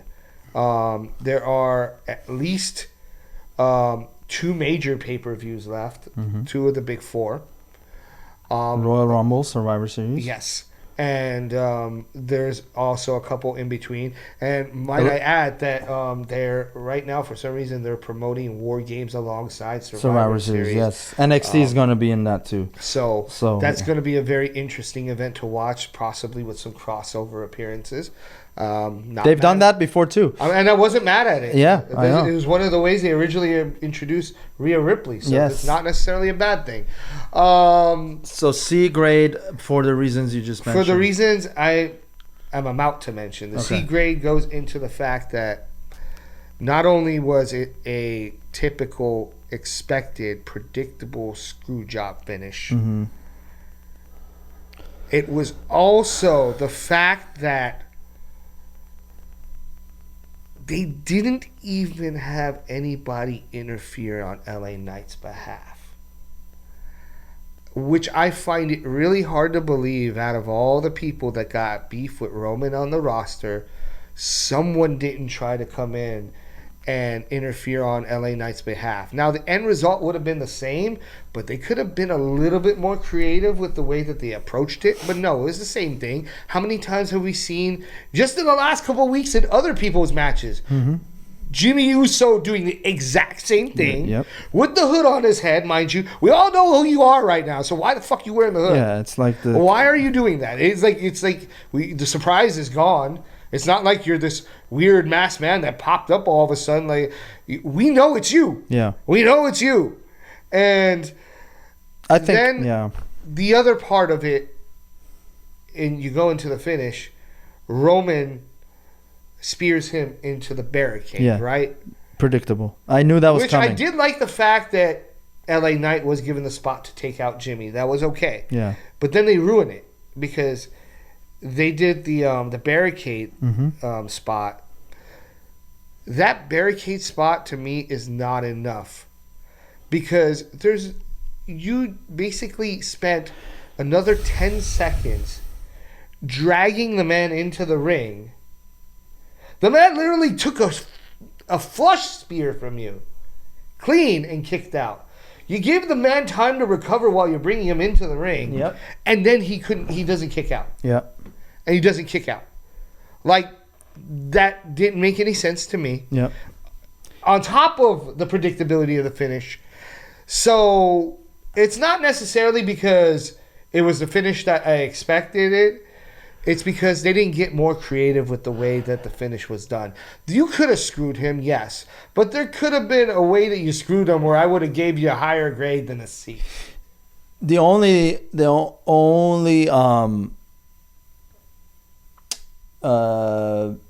challenge I make about the barricade finish is that LA Knight obviously is a lot smaller than other big wrestlers that have taken that spot from Reigns or Goldberg or Brock, right? And I think this may have been where the creative's thinking was for LA Knight not to kick out. Maybe. And I can see that, but my argument to that is that literally, like, while you're dragging the man to the ring, you're giving him recovery time. Yeah, I know. So, like, So if that was a Brock Lesnar, would he have kicked out? oh, for sure. Brock Okay. Lesnar for sure would have. I think Brock Lesnar has kicked out of that. But then again, I'm Brock saying that Lesnar's- same. Brock Lesnar is a very, very, very protected wrestler. Yeah. So, like, that wouldn't even have been a question. But I would have said somebody like Cody would have kicked out. Well, that's the thing, and my whole problem with that spot is that they don't. Look at what Cody kicked you out don't- of at WrestleMania. Right, but I'm saying you don't use that spot for the middleweight wrestlers. Don't use that for like the 200 and like from the 190 to 220 pound range wrestlers. Use that finish. Use that spot for the heavyweights, like like the Brocks and the and But you know what the problem is? I think that even Damian Priest. But you know what the problem is? And here's this part where I'll get on creative side to give them the benefit of the doubt. I think the reason why that he ate that pin after the barricade, after that recovery time and everything, is, and I'll say this too, Roman doesn't suck as a wrestler, but he's not great as a wrestler. And his two finishing maneuvers are very limited. Both of them involve running at somebody and connecting. Like Roman, and this is something I should probably critique about his whole run in general. Somewhere during this 4-year run, Roman should have learned a new finisher. Because nowadays it's not just enough to have one if you're a superstar. I mean, look at Seth Rollins. Look at different examples. Look at the Undertaker. Undertaker evolved over time. Seth Rollins and even Kevin Owens, I will argue that they didn't come up with new finishers. They just brought back old finishers. That's what they did with the pedigree and the stunner. So that's my only challenge to that. But I don't disagree with you that Roman needs another finisher. But it's introduced by creative as if they were new. Because you know how WWE creative works. You're supposed to forget about someone's past. What You they would do- never, yeah. What you do in a different organization doesn't matter. You and I know better, and so do the smart fans, but you get their psychology. I guess to the younger audience, Yes. yeah. And Yeah. To the Gen Z audience, they don't know the stunner was a thing, or they don't know the pedigree was a Triple H. yeah, but no, but before Rollins had the pedigree, he had a third finisher, and every once in a while he does break it out. I keep forgetting what it was. He had a finisher. He had the curb stomp. He had the something arrow. The Falcon Arrow. The Falcon arrow. Which he still does now. He connects it with his... Yeah. And he has the buckle bomb. The buckle bomb is like his setup, but yeah. Yeah. Like, but the Falcon Arrow, now he still uses it. He just uses it as a connector to his superplex, which is a good add. At Yeah. least you're being creative on how you still incorporate it. If it's not a finisher, it's not gone for. But even look at somebody like CM Punk. He also has the man as the Listen. finisher. That's a different story. The man shows him who the man is. But What about yeah, Punk? but even Punk has the Pepsi plunge, which Yeah. he rarely does. Yeah. It's protected, but Yeah. remember he beat Joe with that Yep. because Yep. he has the GTS, Yep. and then he has the Anaconda Vice. Mm-hmm. Like Roman, you've been champion for 4 years. You're the top star in the company. Yeah. You should have another finisher. Like like for someone to have, it would have prevented him from having so many cheat wins, and made him look stronger. If somewhere during his run he would have developed a third Right. finisher. Right. Is all I'm saying. Some people still use 2. I mean, Cena still has the 5 moves of doom. It depends on the move too, man. It depends But on. even Cena had to learn something. Because remember, he had only the FU, Yeah. now the AA. He went years beyond that. And people realized, oh shit, this is getting boring and we can't have different stipulations of matches with it because he can't use it. So they had to give him the STFU, which is the STF now, which is really what the move's called anyway. So I'm Shut not the mad fuck. at it. Shut the But fuck. Yeah. bottom line, Roman's matches would still be a little bit more entertaining somewhere in the run if he would have had that in the pocket like third move. Like the Undertaker has the Last Ride, the Tombstone, the Choke Slam, The rope because walk. the chokes. The- Well, that's a setup. The Choke Slam has been used as a finisher, but not all the time. Yeah. It just depends on the match and the size of the opponent. But then he also has the Hell's Gate, which he started pulling out towards the end of his career. Wasn't that the triangle choke? Yeah, Yeah. It's called the Hell's Gate. Yeah. And that's what I'm saying. Like, Austin Or- only had one. or if you have one, He had the Luthez, but that or was if you have one, be really good at that exactly. one. Exactly. Pull it off for see. Shawn Michaels had the super kick, right? Which wasn't his original finisher, by the way. You know, when he became Shawn Michaels, the sexy boy, it was actually a suplex. He added that because it wasn't exciting enough. Now, yes, you can argue that the super kick is, overused today, and I wouldn't disagree with you. If Sean had a match today, like if he But came he back, has pulled that super kick out like in unpredictable situations. Like there's not just your he regular only does it setup. once too. He doesn't do it 7 times. Yeah. Yeah. It's protected. Yeah. Or like you had a person like DDP who could literally pull off the diamond cutter in any angle you Or- could possibly. or so RKO. it kept it Yeah. surprising. See, Randy didn't do that in the beginning though. No. Randy eventually learned that he had to pull off some more exciting looking The punt. RKOs. He also had the punt. Yes, But until they banned it. yeah. Well, they banned the curb stomp too for a minute, and then they brought it back. And they brought the punt back too. But here's what I want to. yeah. But what I want to say is this: but DDT by Jake the Snake. That was such that was his finishing move, and then that became the bastardized. The DDT became everyone's like setup. So. But they did protect it. The DDT wasn't a finisher for most people. And then even when they did use it as a finisher, the great wrestlers added their own touch to it because the DDT Like that Moxley. Moxley's He does it with the 2 paradigm hands. shift. Yeah. His is a double arm DDT. Right. Which is similar to what Cactus Jack did. Yes. So Yes. that's kind of like an homage to Cactus Jack. Yeah. But Oh, by the way, Logan Paul, real quick, he paid homage to Ultimate Warrior Yeah. in the middle of his match. I thought that was cool.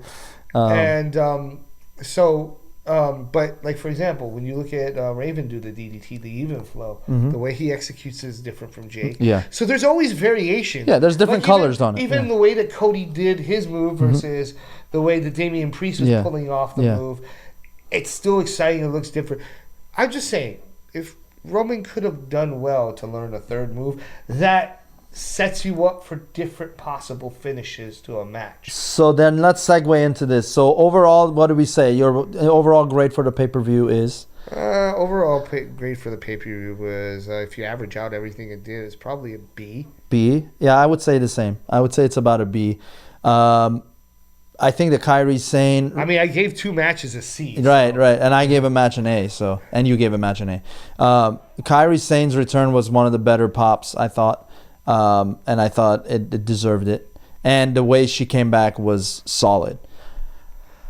With that said, as we wrap up this episode, With that said, before you wrap up the episode, I'll just say this: they really need to cut these pay-per-view endings short if Roman is headlining, because the long drawn out, like 6 minutes worth of TV time they give him at the end of a match, it's too much. I end up shutting off the TV. Not because he won, but because who wants to watch, if you're not giving like a shoot promo or something, who wants to watch Roman Reigns do this for like 6 minutes at the end of a... Yeah. Go in the back and go play with Dominic Mysterio, okay? Okay. Dami is already getting played with by Mommy. Yeah, Dami's getting dominated by Mommy. Yeah, Dominatrix. His sister is very pretty. Anyway, Yes, thankfully that Mommy's not pegging her. I mean, maybe I had to give her a telephone because call. her mom. Sorry, my bad. Because Ray, I respect you. Because her mom would then get involved, and I would. I actually respect you, Ray. So like, yeah, forget I said that. But your son's a little bitch. Oh, kayfabe aside, really. Oh let's my wrap god! This up. Yeah. We've had enough laughs. Yeah, already. dude, that's hilarious. I think okay. So let's just do a quick prediction into Survivor Series. What's gonna be Is there any? So there was only one title that changed hands, right? It was Yes. it was Logan. So Logan's the U.S. champ. Is he coming out of the next major PLE as the champion, or is he losing it? I don't know. I honestly couldn't tell you. And is it going to be with just Ray, or is it going to be a bigger? I honestly can't tell you because it's going to depend on his opponent, Yeah, what type of match he's involved in, because it may not even be a singles match. right. That's what I'm saying. And then Survivor Series is a also- weird pay-per-view.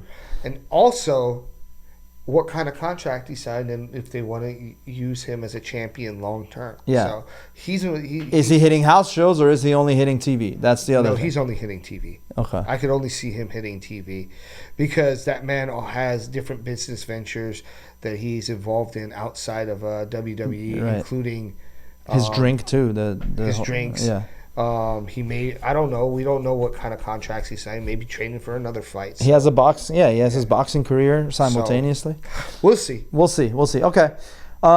Is Roman fighting for the title, or is he defending his title at Survivor Series, or is he involved in the Survivor Series traditional match? If they bring the traditional matches back, then I believe that he's going to be involved in one. Somehow the Judgment Day, not Judgment Day, sorry, the Bloodline. The Bloodline is probably going to put together a team if they do have a match. And I could see a team opposing them, like from both sides. Like imagine a team that has Cena, LA Knight, KO. Cody. Well, I mean, Cody's possible too. I was just throwing KO's name out there. Yeah. But Sammy? it could be Cody or Sammy, but they usually don't have more than 5. So, well, let's just say,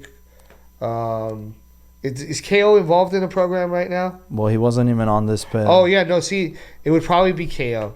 Sammy probably wouldn't get involved in that So here's what I'm thinking. if they did that, because if they did it from that angle, Sammy would probably be in probably a traditional Survivor Series matchup, but he'd probably be in one directly facing the Judgment Day, given the what just happened at this pay-per-view. Yeah. Here's what I'm thinking. Survivor Series, I've said this before, I'll say it again. Out of the big 4 or 5 It's your least favorite. It's my least favorite. Because it actually forces the WWE to pause all their storyline arcs. Because it's such a weird It doesn't have to. And you can see from this pay-per-view how it doesn't have to.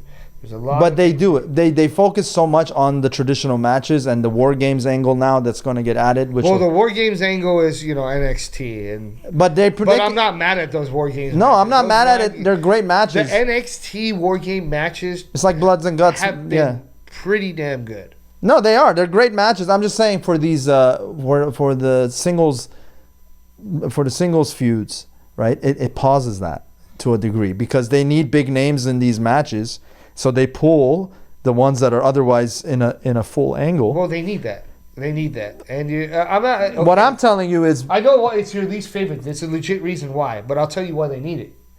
They need it because, like I said, from SummerSlam, you have 6 months until you get to WrestleMania. yeah, Sometimes WrestleMania is in 4 months now. So, sometimes or 4 months. I mean, this month might as well halfway be over. It's in the beginning of. Survivor Series is at the end of November. It's in the and WrestleMania is in the beginning of April, Right. or last week of March, depending. They've switched it now, so Yeah. it's like this month's like halfway over, so Yeah. you have like 4.5 months. That's the point. Like sometimes, and again, Survivor Series is not all traditional matchups. Usually, they have like 2 of those in a show. They do have space for singles matches for those that they choose to, but sometimes they need that because it helps.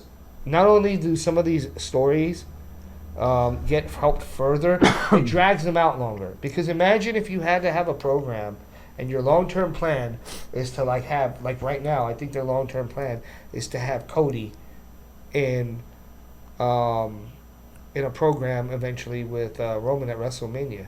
What are you going to do for the next 4.5 months? He doesn't have that many credible opponents left. They need a way to space it out to where they can continue the story a bit without making it, drawn out or boring or end too soon. Sometimes they need Survivor Series. That being said, I understand yeah. your perspective and why it's your least favorite. One thing we didn't talk about from Crown Jewels that happened was Miss TV. Yes, that's right. Miss TV happened, and I was ignorant about the comedian? the celebrity comedian that they brought on. That kind of shocks me because you can forgive me for my ignorance. I'm like, wow, you're telling me that you didn't know about somebody in the comedy world? I know, I didn't, but I mean, it happens. It happens, There are yeah. a few rappers in the hip hop world that I'm not, right. the biggest, I don't have the greatest knowledge on. I mean, it does happen. I know him now, but what I was saying is this: what is the deal with that? That was kind of just like a one-off. I mean, obviously they were giving him a shine. No, I think that's going to lead up to a program. So he's going to wrestle? No, not well. Maybe they may bring him back at WrestleMania at some point. That could have just been a one-off for the Saudi fans. Yeah, But no, but see, it doesn't. Okay, let me phrase it like this. His appearance might be a one-off for the Saudi fans, Yeah. because they needed someone to give them a big pop. Somebody, remember, they let go of people like Mansoor. yeah, right. Mansoor is gone. Mansoor. I told you, Mansoor only served one purpose there. They didn't do anything with him. It was just to bring them to Saudi Arabia every year. Yeah. I don't even think that he's appearing in any other wrestling organizations. I think literally that was his purpose, to get a few pops every time they came into town. Right. That being said, Yeah, I just think I think his appearance wasn't a one-off. I think so too. But the program it sets up, I think it's going to set up a program between Miz and Grayson Waller. Because Miz- remember, the Miz prior to this I just don't was care a about fan that. about Austin Theory. Yeah, I know. And Grayson Waller, and now that listen. So is Miz is going to be the baby face in this? I think it seems like it. Yeah. absolutely. Yeah. He has. They have no other option. These Yeah. guys are total heels. Yeah. But here's the thing, and I am with you on this. I'm not saying that it is a great feud. It's not one that I'm anticipating or even care about. But I understand the logic, because for the longest time I've told you that people like Austin Theory, and to a certain extent, even though I think he does a better job than Austin Theory in terms of his mic work and everything, Grayson Waller, these are guys that WWE is trying to push as the next generation, but they haven't had that it with them, and they haven't had somebody yet even though they've tried. Yeah. I think it's like their last ditch effort with guys like this to try and put them in a program that would elevate their status. In Austin Theory's case, I'm not sure what else you could do with him because he's already had these chances. Yeah. But Grayson Waller hasn't. For I think this is a similar situation to what we discussed with Austin Theory. Yeah. Where they're trying to put him in a program with someone who's a proven talker, a proven worker. Miz is one of the safest workers in the for sure. company, by the way. It's well known, and that's documented as a fact. Yep. He's also a guy like, hey, look at what he did for LA, helped do for LA Knight. I told you about that as well. So, like, he can put people over. I think what they're trying to do, since, again, Miz is kind of winding down towards the end of his career, they need a new Miz-type figure. That's it. That's which is literally what Grayson Waller is being marketed as in the company. So I feel like this is their attempt to maybe see an experiment how a transition of the guard would be. Am I excited for the feud? No. I'm probably not going to sit there and break out. It'll be in the kickoff show of whatever. I've got to watch it because you and I are doing a podcast. But I'll be honest, that's one of those where I'm just going to probably have a conversation with you in between, break out some popcorn, and and not be. Oh no, I can't say that. I have a podcast. I got to be fully focused, but. Grayson Waller, to that I say you better put on a great match if that happens. Because I know The Miz is always capable of it, but you, Grayson Waller, you better put on a good match or I'll send you around in a walkabout. You hear me, mate? Yeah.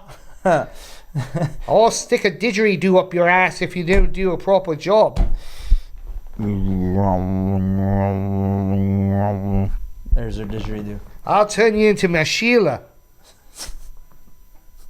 Yes, we are pandering to our Australian fans. No, I think the Australian fans would really hate me for that. It's like one of those things where you go to Australia and they don't say shrimp on the Barbie because they use the word prawn. You going ahead and telling them shrimp on the Barbie is like insulting. Also telling them, mind you, go to Australia and asking them if they drink Foster's. Don't do that. Why? That's like the Bud Light of their beer, if not less. No one drinks Foster's. Yeah. It's like Foster's, Australian for beer. Oh my God, that commercial! I remember that. Or you might as well say Grayson Waller, Australian for champion. Oh man! All right, so here's where I think the feud is gonna go for LA Knight. I think where they're gonna go, at least temporarily. You're gonna get a feud with Jimmy and LA, so they're gonna do their thing. It'll give enough time for Survivor Series to come and go, and then they're gonna go into their next big PLE, which will be Royal Rumble. And I know there is another one in December. I just can't remember what it is. And then there is the January, which is Royal Rumble. But here's where I think they're going to go. I think there's going to be at some point a Cody LA Knight feud that's going to happen. And this has always been a possibility that we've never explored. Triple threat. Oh, for sure. I mean, I'm not the biggest fan of it. Don't get me wrong. I think that if Roman's going to lose at WrestleMania, it should be to one person to give that guy the definitive rub and win. And not take away saying that somebody else was involved. I think that person should deserve all the shine, no matter if it's LA Knight or if it's Cody Rhodes. You're talking about Mania, right? Yeah. So I'm not. Well, listen. If that happens, I don't think that it would be what my preferred thing. But I'm just saying it's a possibility because you're looking into a feud, and you're introducing that feud. We got a lot of things coming up. We got the Royal Rumble. Yeah. The Royal Rumble, normally someone wins a shot. Yeah. Elimination Chamber in Australia. Change. And here's a kicker. I don't think I've ever seen the WWE do this. If you're watching WWE, take this in consideration.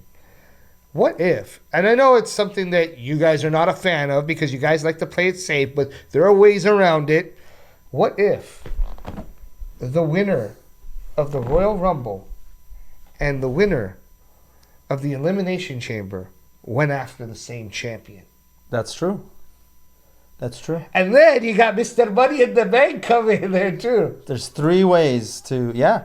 Like you would add all those stuff, but I think for this WrestleMania, I don't think that would happen simply because. But why not? Because it's the big one. It's big. It's the big 4-0. Because I feel that's exactly why. I feel like if I'm not saying it couldn't happen, but I'm saying the person that beats Roman is probably going to be the next person they push into the future. Regardless of how long he has the title, it's going to be the guy that gets the big rub for the next coming year.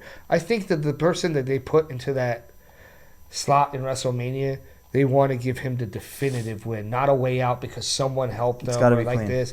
It's got to be clean. Well, if you're right about if your prediction goes about the triple threat, But I do feel like it's a good idea for the if it, future. it is, and I agree with you. Never been done. That's 100%. It holds weight. If at 40 they do a triple threat, it goes right in line with what they did at 30, a triple threat. And then what they did at 20, which they don't want to talk about, with the Chris Benoit, HBK. That was also a triple threat. That was also a triple threat. I don't remember what they did at 10, but I don't think it was a triple threat. But anyway, starting with 20, they started all this idea of a main event with triple threat. What's crazy to me, and then we can shut this down. Ooh, WWE Conspiracies, another episode. Yeah, another episode. We got a lot of great things coming on this channel, by the way. So just keep in touch. Keep subscribing to Legend of Wrestling podcast. And it is underneath. It is on the same overall big umbrella channel, Fumble Podcast. And I know Fumble Podcast has been on hiatus for a big minute, and there's good reason for that because we're going to switch scenes, as we mentioned earlier. We're going to get a studio. It's in the preliminary stages right now. In the works. It's in the works. It hasn't even been put in the oven yet to see what comes out, but it's happening. You better bet your bottom dollar on that. Yeah, dummy. So, I'm not against the triple threat. Here's one thing we didn't talk about. In that promo on SmackDown, before everything we just discussed with Crown Jewel, Roman called LA Knight a redneck version of his cousin. He called him that. And we all know who he's talking about. He called LA Knight the redneck version of his cousin, which obviously he's talking about The Rock. So, is that a teaser? Or there's no promo mistakes that big that happen on accident. I think that I still don't think that The Rock is going to be introduced in the WrestleMania. I think The Rock is pretty much. What if he's just part of the bloodline? I don't even think he's going to be a part of the bloodline. To be honest with you, I don't think he's going to. I think that if here's my. But theory. so close to that, and all the rumors to tease that. I'm going to get to that. I think that he's not going to be involved with the bloodline. I don't even think he's going to be involved in a match. Involved like in a match, as a competitor. That being said, that doesn't. Because he has a lot of commitments. A lot of the films that he's involved in have insurance policies about him getting hurt. Right. That's why he's But there been was a this, lot of out of the matches. But the strike, the actors, it's done now. I know, now, so but he may have been filming. He may have to resume. But here's the kicker. That doesn't mean The Rock can't be the special guest referee at WrestleMania. There we go. I would hate that though. That would be such a letdown to bring that high caliber of a wrestler, entertainer, with the millions and millions. It doesn't mean. See, that's the thing though. Short term, you might look at it that way because of what he may be able to do now. But realistically, nobody really expects The Rock to fight Roman for the championship because we know that The Rock will not be there long term. It would be a one-off and it would be pointless. It does nothing for the championship. But say Roman loses at WrestleMania due to A Rock interference. Not necessarily Rock interference, but maybe, who knows? I don't know how the match would go. Maybe he just mad at him because he did the 3 count and went against the bloodline. Now you set up a real Roman Rock program after Roman loses his title, keeping Roman in a relevant program. because they've said when Roman is done with this championship run, he wants to take a break from wrestling for a while. But there's no reason why you can't have a one-off after you lose the title. The Rock takes you out and you disappear for a while in shame. I like that. That has legs. Comment. Let us know what your thoughts are on Dwayne The Rock Jabroni Johnson. Let us know if you think you agree with Webb on that. Let us know what your thoughts were on Crown Jewel. I think I gave it a B. You also gave it a B. So we, as an entirety. Thoughts? Final thoughts. I think that Raw is going to be interesting. We're going to see where all of these, proposals or teasers for after Crown Jewel will lead to. I'm really interested in the Kairi Sane angle, and I am hoping that it doesn't disappoint. I that's all I can say about that right now. I think I want her to be the way she came back and the way she was standing her ground. It brought a new level of interest for me in her character, and I'm a Kairi Sane fan. I couldn't tell you that on her first run in WWE. I can say that now for fact. So I am all about a heel international star. I said it for Shinsuke too, but they screwed that up. So if Kairi can do this and stick to it, I think it's going to become a very interesting angle. Well, I think they mentioned, I don't know this for a fact, but they mentioned that Kairi does speak a little better English than she does. Shinsuke. And that she is capable of a promo. But she's also... But she can do both, Io which is great. Right now. Yeah. Io can do it. So they can both support each other. Yes. Here's my final thoughts as well on this. I'm really looking forward to the possibility of a female Japanese stable. It would throw in Asuka in there and have them dominate. And why does it? I'll up that.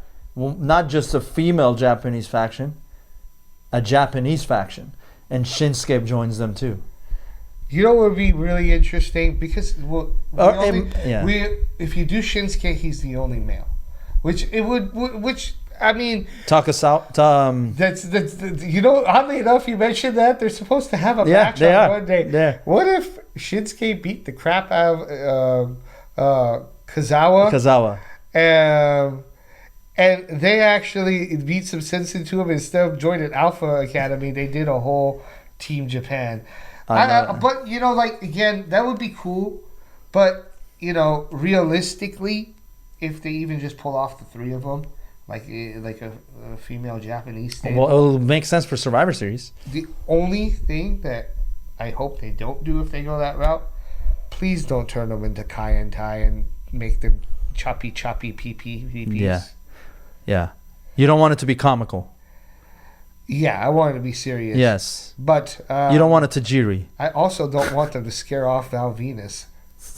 Hello, ladies. You choppy, you pee. God, I bet you he still has nightmares of that angle. My God, Val Venus. Also, welcome to this podcast. You're more than welcome to come join us. Just please wear clothes and not just a towel. On that note, let's see where the wrestling never-ending. I guess we used to call it boys soap opera. It's no longer a boys soap opera. There are many women that are into pro wrestling, and it's just like a soap opera. There are many attractive women in pro wrestling. That's right. That being said, Legend of Wrestling podcast. For 40. There you go. Legend of Wrestling podcast. Like, comment, subscribe. It's been real. Pedge the Maniac. Weapon X. We out. See you, dummy. You're the man. Watch your ass. I'm the master. Break your back.